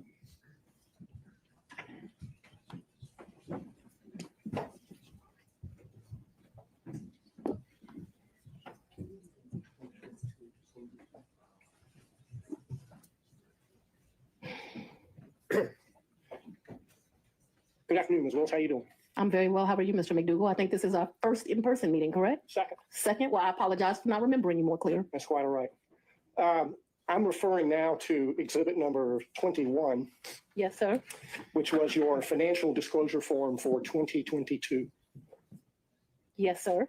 And it has a question which requires you to disclose any gifts or favors from a single prohibited source in the aggregate amount of $100 or more. Do you see that?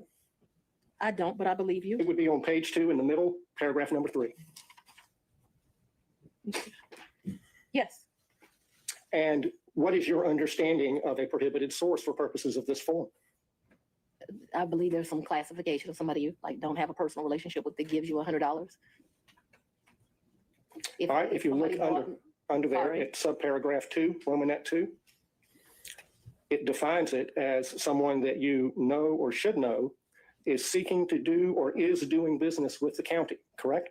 Yes, but yes, yes, That includes Mr. Wade as of the date you filled out this form, correct? yes, but he never gave me a gift of $100 or more. The only thing that I would say maybe went over that, but I don't think it ever did, is if we went to dinner and my meal was $100, but I don't think I've ever eaten $100 worth of food at a restaurant because I would not pay him back if we went to lunch or went to dinner. But trips, I paid him back for. I never thought about the money until y'all brought it up. And I would be less than honest. It says I was giving him the money back because I was the district attorney. I didn't take gifts from him for a lot of personal reasons. Anyway, I did not take gifts from him. And so your reason for not disclosing any gifts from Mr. Wade on exhibit number 21 is that the aggregate amount on a net basis was less than $100 in the year 2022. Is that correct? I did not accept a gift of him of more than $100 in 2022. The one exception to that, because I want us to be clear, is we probably went out to eat multiple times in the year. If you're considering eating a meal, because we went out multiple times, that probably went to the level of more than $100. But if we're doing tit for tat like that, I probably paid for as many meals as he paid for. And so I did not receive any gifts from him. The question on the form, I understand the the question. aggregate in excess of $100. And your testimony is that you did not receive in the aggregate more than $100. All right, Mr. McDougall, you can sit down now. I don't believe she answered that question, Your Honor. She answered as to specific individual gifts. And you're not listening to my answer either, so we're done. Very well. Okay, Mr. Rice. Mr. Gillen.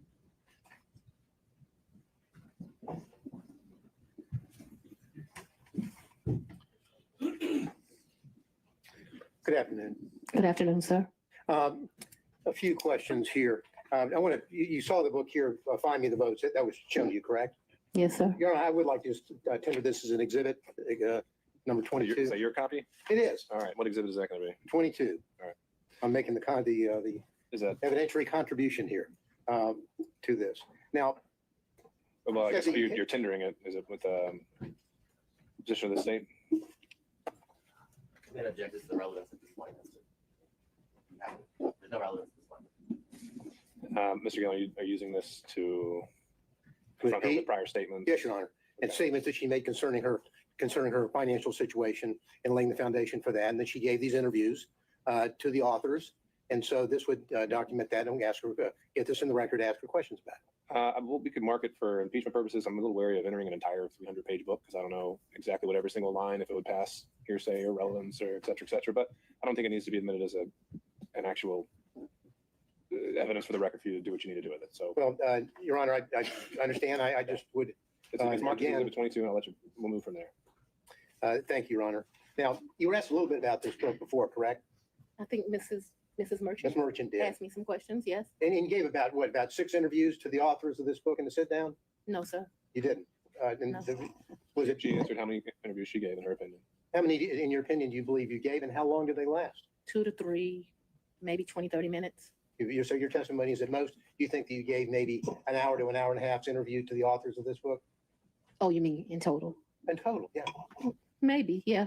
Anywhere between, definitely not more than 2-ish hours. Okay. But you also were telling, when they were, the title of the book, of course, is A Hard-Charging Georgia Prosecutor, a Rogue President, and the Plot to Steal American Election. You've I seen had, that. I, Why is the title of the book relevant, sir? and I had no, And then I'm going to ask her whether or not that was the theme that they gave her when they talked with her. What the thing gave her, what do you mean by that? Well, because they were sat down and they told her why they were there to interview her. And why does that matter? Well, I think it matters because it shows, but they want her to give her version of what her life story is. This is almost a life story of her. So that's why it's relevant. But if the court thinks it's not, then No, it could be relevant to your issue of the forensic misconduct that has been alleged and maybe some of the motives at play when it comes to forensic misconduct. But I'm not seeing, again, what we're here for today was the relationship and or any financial elements of it. correct. Well, I think it clearly relevant to the forensic misconduct, also relevant to the personal interest in terms of the finances. Let me. I didn't make 10 cents off that book. Pardon me? I didn't make 10 cents off that book. I Didn't didn't, ask whether you made any money. okay, I just, Didn't ask whether you made any money. Do you have any other statements that you hadn't already been confronted with by Ms. Merchant? Well, other than, I want to focus on when you were telling them about your financial straits and you're living kind of month to month, that is what your financial status was back in 2018 after your election. Mr. correct? Gillen, we covered that at length. You're at the end of the line. I'm sorry about that, but we've got to find new ground. Well, let me move on to my point here. So the point is that what you're telling us is that you were in financial straits, but really that your testimony today is you had a cash hoard of maybe up to $10,000 in cash where you laid your head at night so that you would dip out and there would be no record of it, correct? that's not what I'm telling you, sir.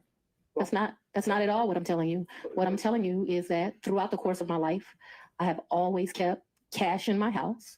That cash has ranged from times, my father would probably be ashamed of this because he would say it should be more, but that cash at times has ranged from $500 to maybe $9,000. And he would be like, that is not what I told you to do. I've always had that amount of money. What I've told you is that when I travel, you do better negotiating when you travel. If you have cash, you go to get the cab. They say, oh, we're going to charge you $300 for the day. Well, I got American cash. Will you take it for $150? And so it's my practice to take money when I travel. We're not talking about a whole lot of money. We're going to the Bahamas. $1,500 in cash is in my pocket, or at the most $2,500. Belize was actually probably the most money I've ever taken. And it was taken because it was a big deal. My 50th birthday sucked. His 50th birthday, it sucked. It was terrible. No, Your Honor, and I'd so like to get back to some questions here. I'm trying to answer it. The I think it narrative. would help if we. So let's Get a question. move to the specific yes or no's here. Have you told us today that you would keep a cash hoard in your residence up to about $9,000? Yes or no? And throughout the course of my adult life. And so let's even be more specific than that. Probably from the time, Your Honor, I'm only asking for yes or no rather than. But No, we have already covered this, so I But yeah, need to but get I'm to that trying point. to- I I'm know you're trying laying the to- foundation, but it's already been laid. So Yes. The filibuster is here. I'm trying to move through the filibuster. yeah, but we're not talking about a lot of, and so it could be 2,000, it could be 1,500, it could be 7,500. It just depends on what you're doing at that time. What I'm telling you is when I traveled, I took cash. I find that when you travel, especially to foreign countries, the American dollar does well, and it's good to have cash. You can negotiate with the taxi driver, with the jet skis, and it's not a lot of money we're talking about. Your Honor, Okay, we understood, need Ms. to, Wells. we need Let's to get cut to- off the. Let's get to a internet question, Mr. Gillen. And so you have cash in your house, but you had a lien, a tax lien on your property. Is that right? I don't believe I had a tax lien on my property. You didn't have a tax lien on your property. You got to talk about it, Mr. Hunt. Okay, we already covered that, Mr. Gillen. I need new ground here. I'm asking the question of, I'm trying to figure out how someone can have a tax And lien, ask that question. but not use the money that they allegedly said they have. Well, I think Ms. Merchant asked that exact same question. Said she didn't use the money to pay her tax lien. So what's your question? It's new. So I was going to build on that to say, No more building. It's already built. all right, It's the same way you pay a bill. So just put It's the a- top on it if you need to, It's okay? the same way you owe a bill and go shopping. well, now, have you ever used, did you say earlier that you used Cash App? When I would pay Robin Bryant, I used Cash App. What is Cash App for the record? I don't need to know that for the record. Let's keep going. Well, if you're paying Robin with Cash App, why aren't you allegedly paying Mr.? There's no alleged here. Why aren't you paying allegedly Mr. Wade with Cash App? I don't think Mr. Wade does Cash App. Do you ask him? I think he's told me he doesn't do Cash App. Okay, so that's the reason why you didn't use Cash App, He's sitting next to me. I hand him the money. because there would be a record in Cash App of your making payments, correct? Yes, Right. but I didn't think that I was making a record in a personal relationship. Because when you're filing your, and I know that I'm going to move into this financial statement here. You were asked just a second ago about your non-disclosure form, or your disclosure form of an Exhibit 21, where we agree that Mr. Wade is a prohibited source, correct? What I agree to is, I don't believe he's giving me gifts. You would like to classify these trips as gifts, but I've always paid my fair share on these trips, so I did not look at them as gifts. I don't think that what this is disclosing, and they can tell me if they mean something different. I don't think it means that if you go to dinner with somebody over the course of a year and it gets to 100, you're supposed to report it. If my understanding of that is wrong, I've probably been to lunches with a couple of people that over the course of a year, they paid, I paid. Let me, prohibited source means. We already went over this, Mr. Gillen. Mr. McDougal. Well, Your Honor, I have to lay the foundation here before I can follow up with my next question. I don't know why you have to. Well, Sorry, the okay, questions have been made. Then your 2022 disclosure form did not list any of the thousands and thousands of dollars that Mr. Wade paid for on trips that you were on. Isn't that correct? That's because Mr. Wade was paid that money back, or he was paid due to the fact that I bought the plane ticket or I paid for the hotel. There was never money that he gave me. That wasn't the nature of our relationship. You know, there's so many men, and Mr. Wade is one of them, where the nature of the relationship is they're just paying a woman. The nature of our relationship is companionship and friendship. Despite the way people would like to paint certain women, it's just not true. Final question. And not a single solitary documentary piece of evidence showing that you have withdrawn the cash to pay him All right. back. Thank you, Mr. Gillen. That's not accurate. Thank you. Okay, Mr. McCullough, on behalf of Mr. Floyd. All right, and Mr. Cromwell on behalf of Ms. Latham. Great thing about coming last. Most of your questions. I had one question, Ms. Willis. Can you hear me? Yes, sir. In the time period between February 2021 and January 2022, while you were staying at the Yurdi condo, did your father ever come and visit you during that time period at the Yurdi condo? He did not. That's all I have. Thank you, Ron. All right, Ms. Cross, I would imagine you have a number of topics to cover with Ms. Willis. It'll take more than 10 to 15 minutes. I do. Okay, then I think we've reached a stopping point for today. And so, Ms. Willis, I'd ask you to step down now. And I'd also remind you that you're not to discuss your testimony or that of any other witness until tomorrow morning. Be back here, and we'll begin again at 9 a.m. 9 a.m. We'll do 9 a.m. this time tomorrow. Before we recess for today, I want to check in on logistics, and I'll ask Ms. Merchant. Once the testimony of Ms. Willis is concluded, how many other witnesses do you anticipate calling? And then we submitted Delta records, the state rejected. We can handle that now. Ms. Willis, you can step down. You're done for the day. You want me to leave the courtroom? Or you can sit at the council table. We don't change in the witness box. All right, so 2 witnesses, and then querying other defense counsel. I know, Mr. Gillen, there was a potential witness that was objected to by the state, so there's another one there. And we can talk about that. Were there any other witnesses anticipated from any defense counsel? All right, seeing no show of hands, and then Ms. Cross, any witnesses on your behalf? I expect so, Your Honor, and I expect that to take 45 hours. Okay, and how many witnesses would you imagine? Without committing myself to a final number, my best guess at this point would be 3 to 4. Okay. All right. We know who, I mean, I gave them our witnesses. I know we're supposed to give witnesses for evidentiary hearing. Guessing that one is Fani Willis, but I don't know. All right. No, I understand, Ms. Merchant. However, I don't think at this point there's any statutory requirement. We have the standing order that, for expert witnesses, and if state doesn't want to extend that courtesy, then I think you're stuck with it. All right. I'm certainly happy to represent that Mr. Floyd will be a witness, that the other witnesses will be impeaching of Mr. Okay. All right. Let's take up these last couple issues here before we break. Then the issue of the Delta Airlines records. The motion to quash was filed by the state on behalf of Mr. Willis, I believe. I did file a motion, Your Honor. Oh, excuse me. But my representation was that I just got notice of them, I think it was yesterday. Okay. And so now that I've had the review of them, I object to the general fishing expeditions. I've introduced a new record today that was from Delta. To my knowledge, that there's going to be no further new production in the Delta records. I don't want to burden the court with anything. If the court wants to take a look at it and see if there's anything different than that, I don't have an objection. I don't like the idea that we're just looking for anything. I want to put an obligation on the court, but I'm happy to agree to an in-camera if that's And so, Ms. Merchant, I take it. All right. So, Ms. Merchant, I take it the purpose of this subpoena. I need you to step out. Step out, ma'am. the purpose is to show travel.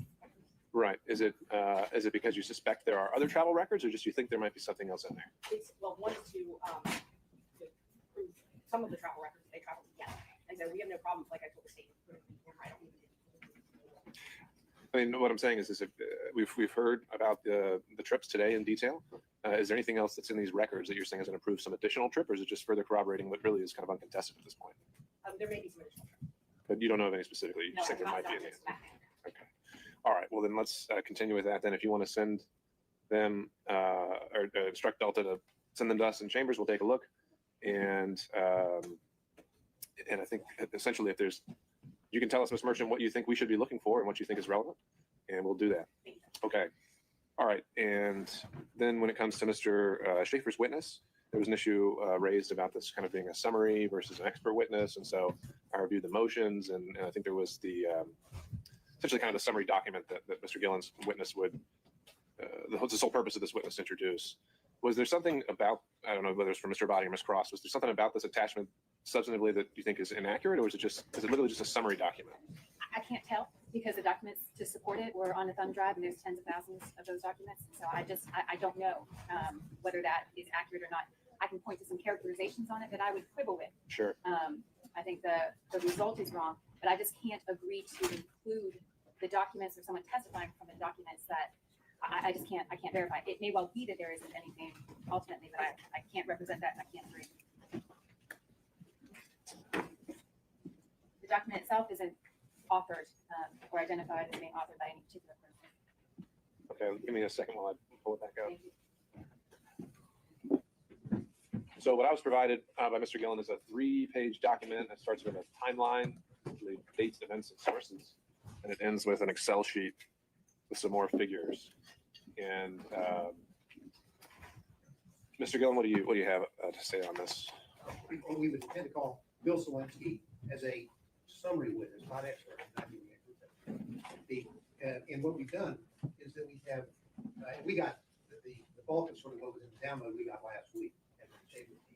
So what we have here is the source information over here. If we look at that, Your Honor, that's largely, well, all of this information essentially is material of Mr. Wade's. This isn't something that's some different company or bank account. And largely what it is a situation where it now stands, most of these source documents are already in evidence. And so, whether it's 1006 or frankly a demonstrative aid under 611. Well, that's what I was about to say. Why couldn't this just be used as a demonstrative? What would the state's objection be then if Mr. Gillen was just to say in closing, hey, I put all these records together and here's my demonstrative? I don't think I have an objection to that. I might quibble with some characterization and some language. Sure. But to call it a summary and to represent that the records is an accurate reflection of the records, I just can't agree to because there's so many records that were disclosed on Wednesday, and I just don't know. Well, except, Your Honor, if you look at the sources, literally, we're describing things that were introduced today. They've seen all this. And the documents that we have sourced really came from Mr. Wade in his doorstep. So it's not like they're surprised. So we would ask that the witness be allowed to testify, and just put it in the record, and put the summary charts in the record, and have them admitted, and that way off we go. This isn't a situation where we have a jury, and they're overwhelmed with whether or not there's some kind of factual misunderstanding here. They could look through this probably at lunch and determine whether the source is accurate or not. The second sheet, Fulton County payments, that came from them. So to say that they can't determine or decipher whether the documents they gave to us is accurate doesn't seem to carry the water. This isn't a situation where we have tens of thousands of new and different documents from different corporations, different banks, and then suddenly we've put it on. We've done our best. We got these things last week. I've gone through them all, and we've called it down to what we think is a very concise summary chart for the court consideration. All right. So, Ms. Cross, what I would ask is, it sounds like most of the morning is likely going to be taken up with the remainder of Ms. Willis's testimony, as well as any additional witnesses from Ms. Merchant.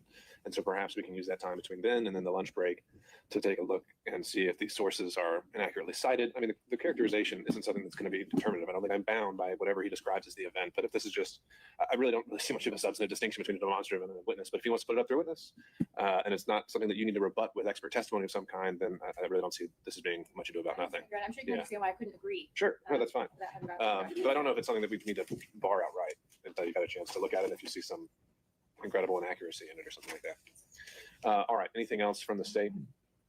No, Your Honor. Anything else from defense counsel? Mr. I'm going to go in order. Mr. Sadow. One quick question.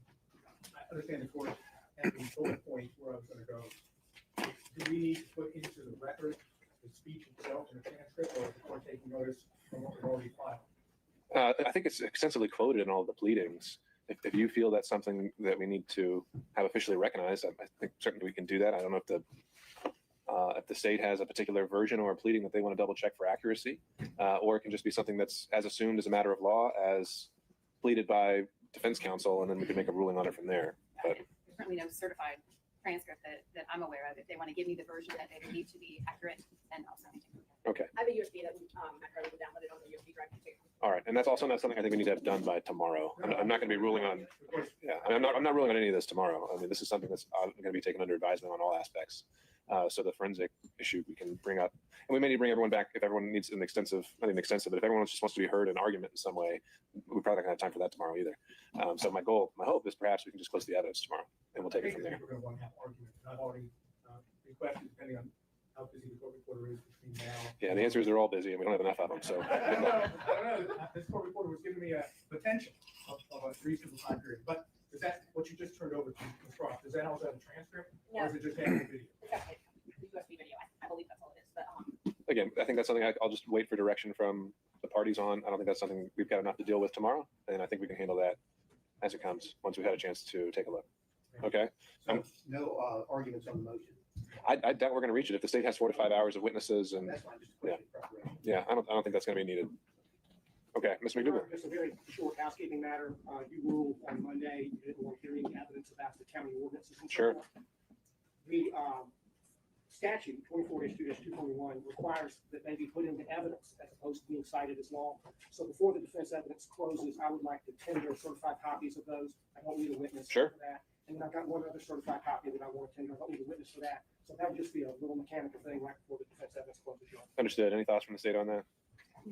Okay. As the representation, if that's what the exhibits are, then I'd consider it a proffer more than administrative, but fine. Okay. I didn't want to upset the court's expectations tomorrow. when I did. Okay. Well, Mr. McDougal, my expectation tomorrow will be that when I talk, I get to take prominence, right? You're the boss. Thank you, sir. Okay. Anything else? I'm going to say, Your Honor.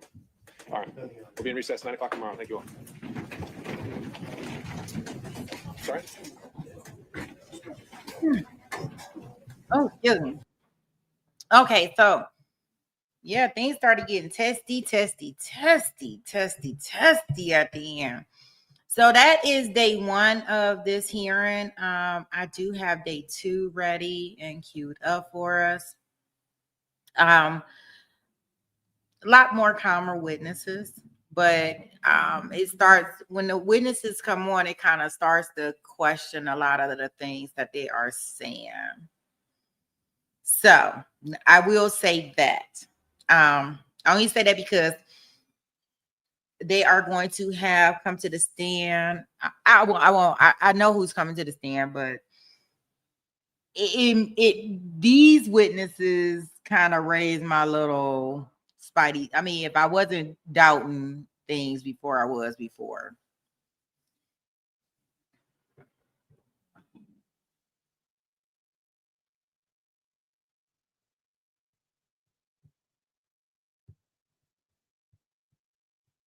Yeah, thanks on the 13th for putting that information in there. Yeah, I knew that the case had been dismissed. So after all these hearings and stuff, they did find that the DA's office couldn't do it. I find this all kind of like weird completely anyways, but this is just so y'all can understand kind of like a background to the hearing that we seen the other day, so y'all can see why it's so much Like they got beef with each other. Like, I mean, she didn't pose too much of an attitude with everybody else, but with Miss Merchant, baby, she can get it all day long. Miss Merchant, Ashley, and she sued her about some documents. Oh yeah, she ain't feeling her at all, and I do mean at all.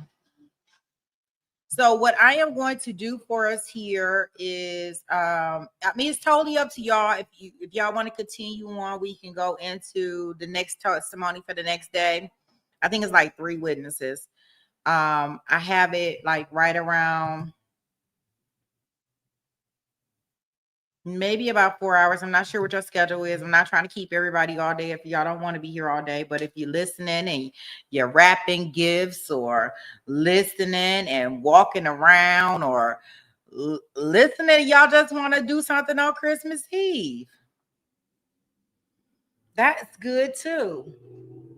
Oh, I'm going to do my stuff. I'm going to do it I'm going to be in the chat. I'm going to do my stuff, boo.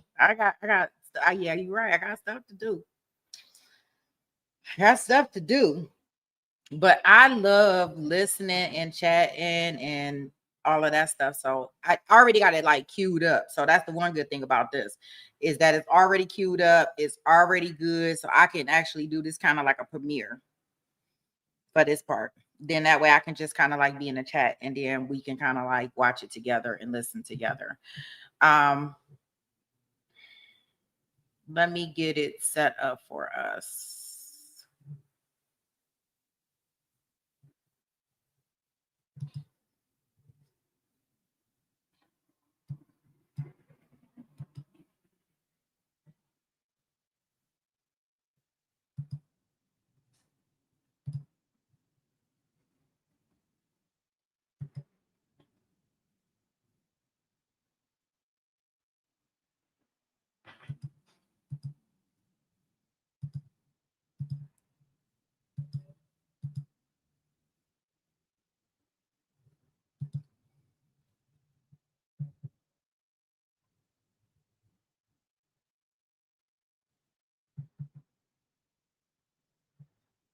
Give me 1 second. I'm gonna get it set up for us, and then that way it'll automatically premiere for us, and then we can all kind of like listen in.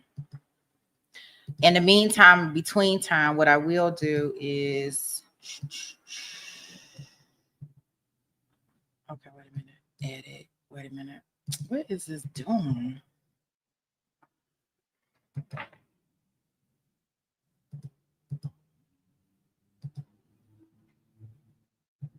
Let me make sure I got that together.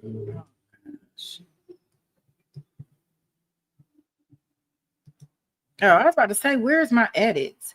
So it looks like the next video is about 4 hours and 19 minutes.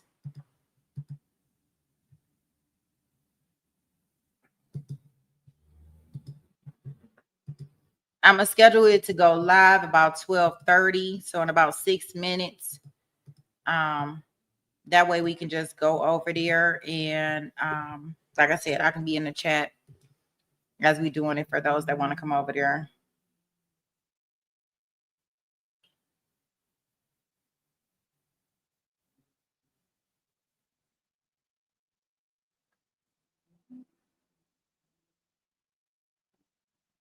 Let's see here.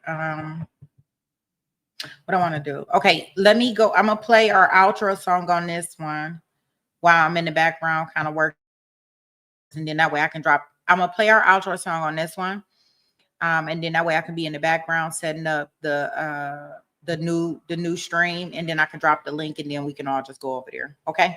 Give me 1 second.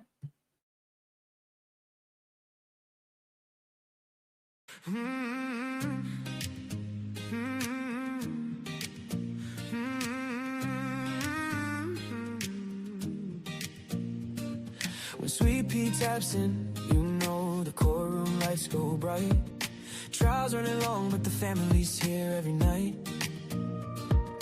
Mars on patrol, chat is showing out. This little YouTube corner's where community she's about. Therapist you know, steady holding down the floor. Behind the scenes magician, keeping peace like never before. A banner king, a rule keeper too. Every channel dreams of a mind like you. Jason walks in and the ladies lose control. Down to earth king with the warmest soul. Film freaks, kindness, man, it's always on display. Fair and sweet and cheering folks along the way. And Maria from SA keeps the laughter rolling free. Joking, shining, keeping spirits where they need to be. We're a family in the chat, side by side through every trial. Sweet Pea leads the way with that fire and that smile. We debate, we laugh, we lift each other higher. This Corum crew is everything we admire. Yeah, no matter what the case or file, we're forever take it to trial. Take it to trial. Pretty brown girl, she'll tell you what's true. Sharp as a gavel, funniest in the room. Dr. Rachel pops in while she's busy running lines. Speaks her mind every time, cuts through like a knife. And Paula brings the energy, jokes flying fast. Helping Sweet Pea backstage, making every stream last. Then Zach strolls and causing chaos just for fun. The resident cheater, but we love him, everyone. Here comes Maddie, handsome, quick with the line. A comedy sniper with the perfect timing. And Lynn with the updates, always loyal, always tuned. If true crime news drops, he brings it to the room. We're a family in the chat, side by side through every trial. Sweet Pea leads the way with that fire and that smile. We debate, we laugh, we lift each other higher. This Coral crew is everything we admire. Yeah, no matter what the case or file, we're forever take it to trial. Take it to trial. Shamrock keeps us trending, replay queen. Holding down the algorithm like a machine. Estes razor sharp, loyal through and through. And yeah, she adores chasing nothing new. Drunky the bear with the white cloth way, managing volunteers like she runs the whole land. Cynthia brings inside with take sharp and steady. Donna keeps it real, 911 and always ready. Till he burns the fat queen, receipts on tap. Easy's new, but she blends right into the pack. Tennessee, hard live, try support her with pride. Melly shows up for family for cooking for his dog. A steady carrying presence through the courtroom fog. And Brooklyn in the house, always bringing that spark. Lighting up the chat like a shout in the dark. Baka loves her grand, speaks truth when it's time. Micrograms with metaphors, straight up sublime. Barbara, biggest supporter, heart kind and vast. Looking for missing kids, hope to truly last. Only fan from Singapore, flag name but sweet. Still shows up with love every time he takes a seat. And even the part-timers keep this place alive. Curvier, Irish Amy, Capri Law, Hellcat, our tribe. Hearts wide open, stories shared, holding space because we care. From every corner of the world we climb to spend these nights together, one trial at a time. We're a family in the chat, side by side through every trial. Sweet Pea leads the way with that fire and that smile. Mods and shadows, yeah, this love is something rare. A Corum crew with hearts beyond compare. No matter what the case or file, we're forever take it to trial.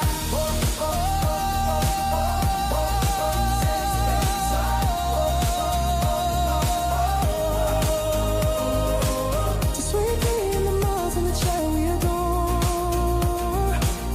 This isn't just a channel, it's a family. And we couldn't ask for more.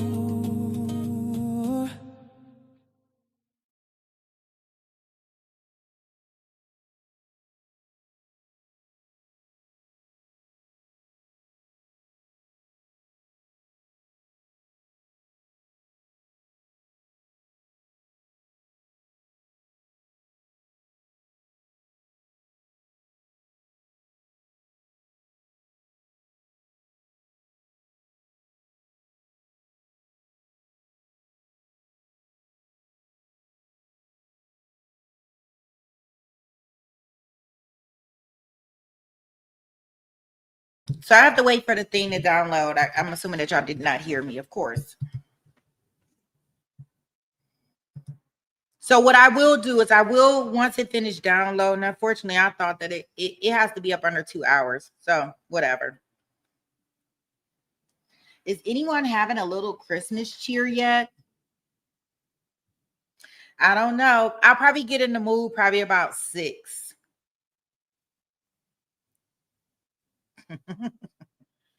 Once everything closes. Feeling the cheer. So what we will do is, it shouldn't take long for it to download. Once it finished downloading, then I will do it as a premiere. If you guys are able to come watch the premiere, I will be in there while I'm doing like last minute final touches on stuff. If not, then I definitely wish you all a very, very, very Merry Christmas. I will do our 10 Chronicles tonight. I'm assuming that this video, it shouldn't take that long to upload. I would say maybe about 15 minutes or so. Possibly. Yeah, maybe about 15 minutes or so it'll take to load, then I'll premiere it.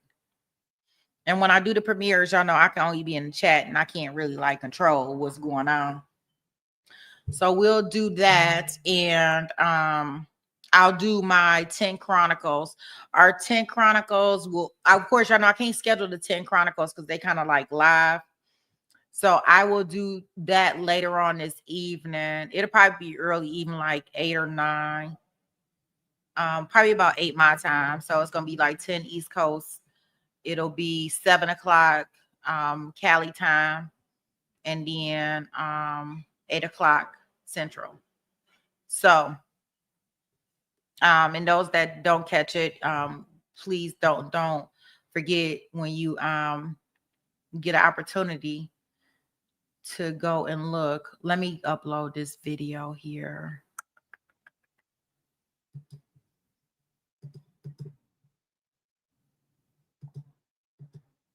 Yeah, they make it so it makes it so like when we doing these videos, that's what the trial channel was talking about yesterday. Like it can be a lot of time in between waiting for stuff to upload and load and all types of stuff.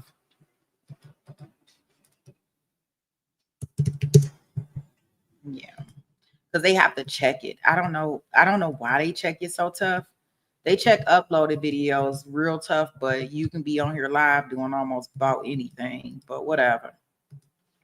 So I definitely want to say a shout out to everybody, even if I don't see you later on today for the 10 Chronicles, or you're not in the chat for the second portion of this hearing. I want to wish you a very, very, very Merry Christmas. I would say a Happy New Year, but I plan on seeing you before the New Year. So I can't say Happy New Year, but I'll tell you Merry, Merry Christmas. Right? And if you don't catch me tonight, then who knows what may happen, right? Got a lot of stuff in store for us. Got some stuff in store for us Friday. We're gonna have a special guest on the show Friday evening to help us with our Holly Bobo breakdown. So we got some nice things coming and working on some great things for next year. Thank you to everybody who supported the channel today. And y'all support in the past. Y'all know you're always here, 10 toes down, right? We in the thick of it. Thank y'all so much for hanging out with me on this Christmas Eve, and I will see you definitely in the chat for the part 2. Merelda, yeah, that'll be coming up. Give it about 15-20 minutes, and it'll be up there for everybody to be able to look at. Okay, and we'll hang out in the chat, and while we're hanging up in the chat, I'm gonna go to the bank. I gotta go to the bank. Like, I gotta go to the bank. Yeah, I ain't got no money, but I gotta go to the bank. I like Fani, baby. I ain't got no money. No, I'm going to the bank. I gotta go get a whole bunch of ones. Where them dollars at? They're gonna probably be like, you going to a strip club tonight? I should be like, yeah, I'm going to a strip club. I need a whole bunch of dollar bills, baby. Give me all them dollars. Where them dollars at? All right, guys. Well, I will see y'all in the premiere once again. I know, got to keep all of them. I will see y'all in the premiere of the second half of this. If not, then I'll see you guys later today. If you're unable to join us later today, if not, once again, Merry, Merry, Merry Christmas. And hopefully we'll see you back in these courtrooms on Friday. All right, guys.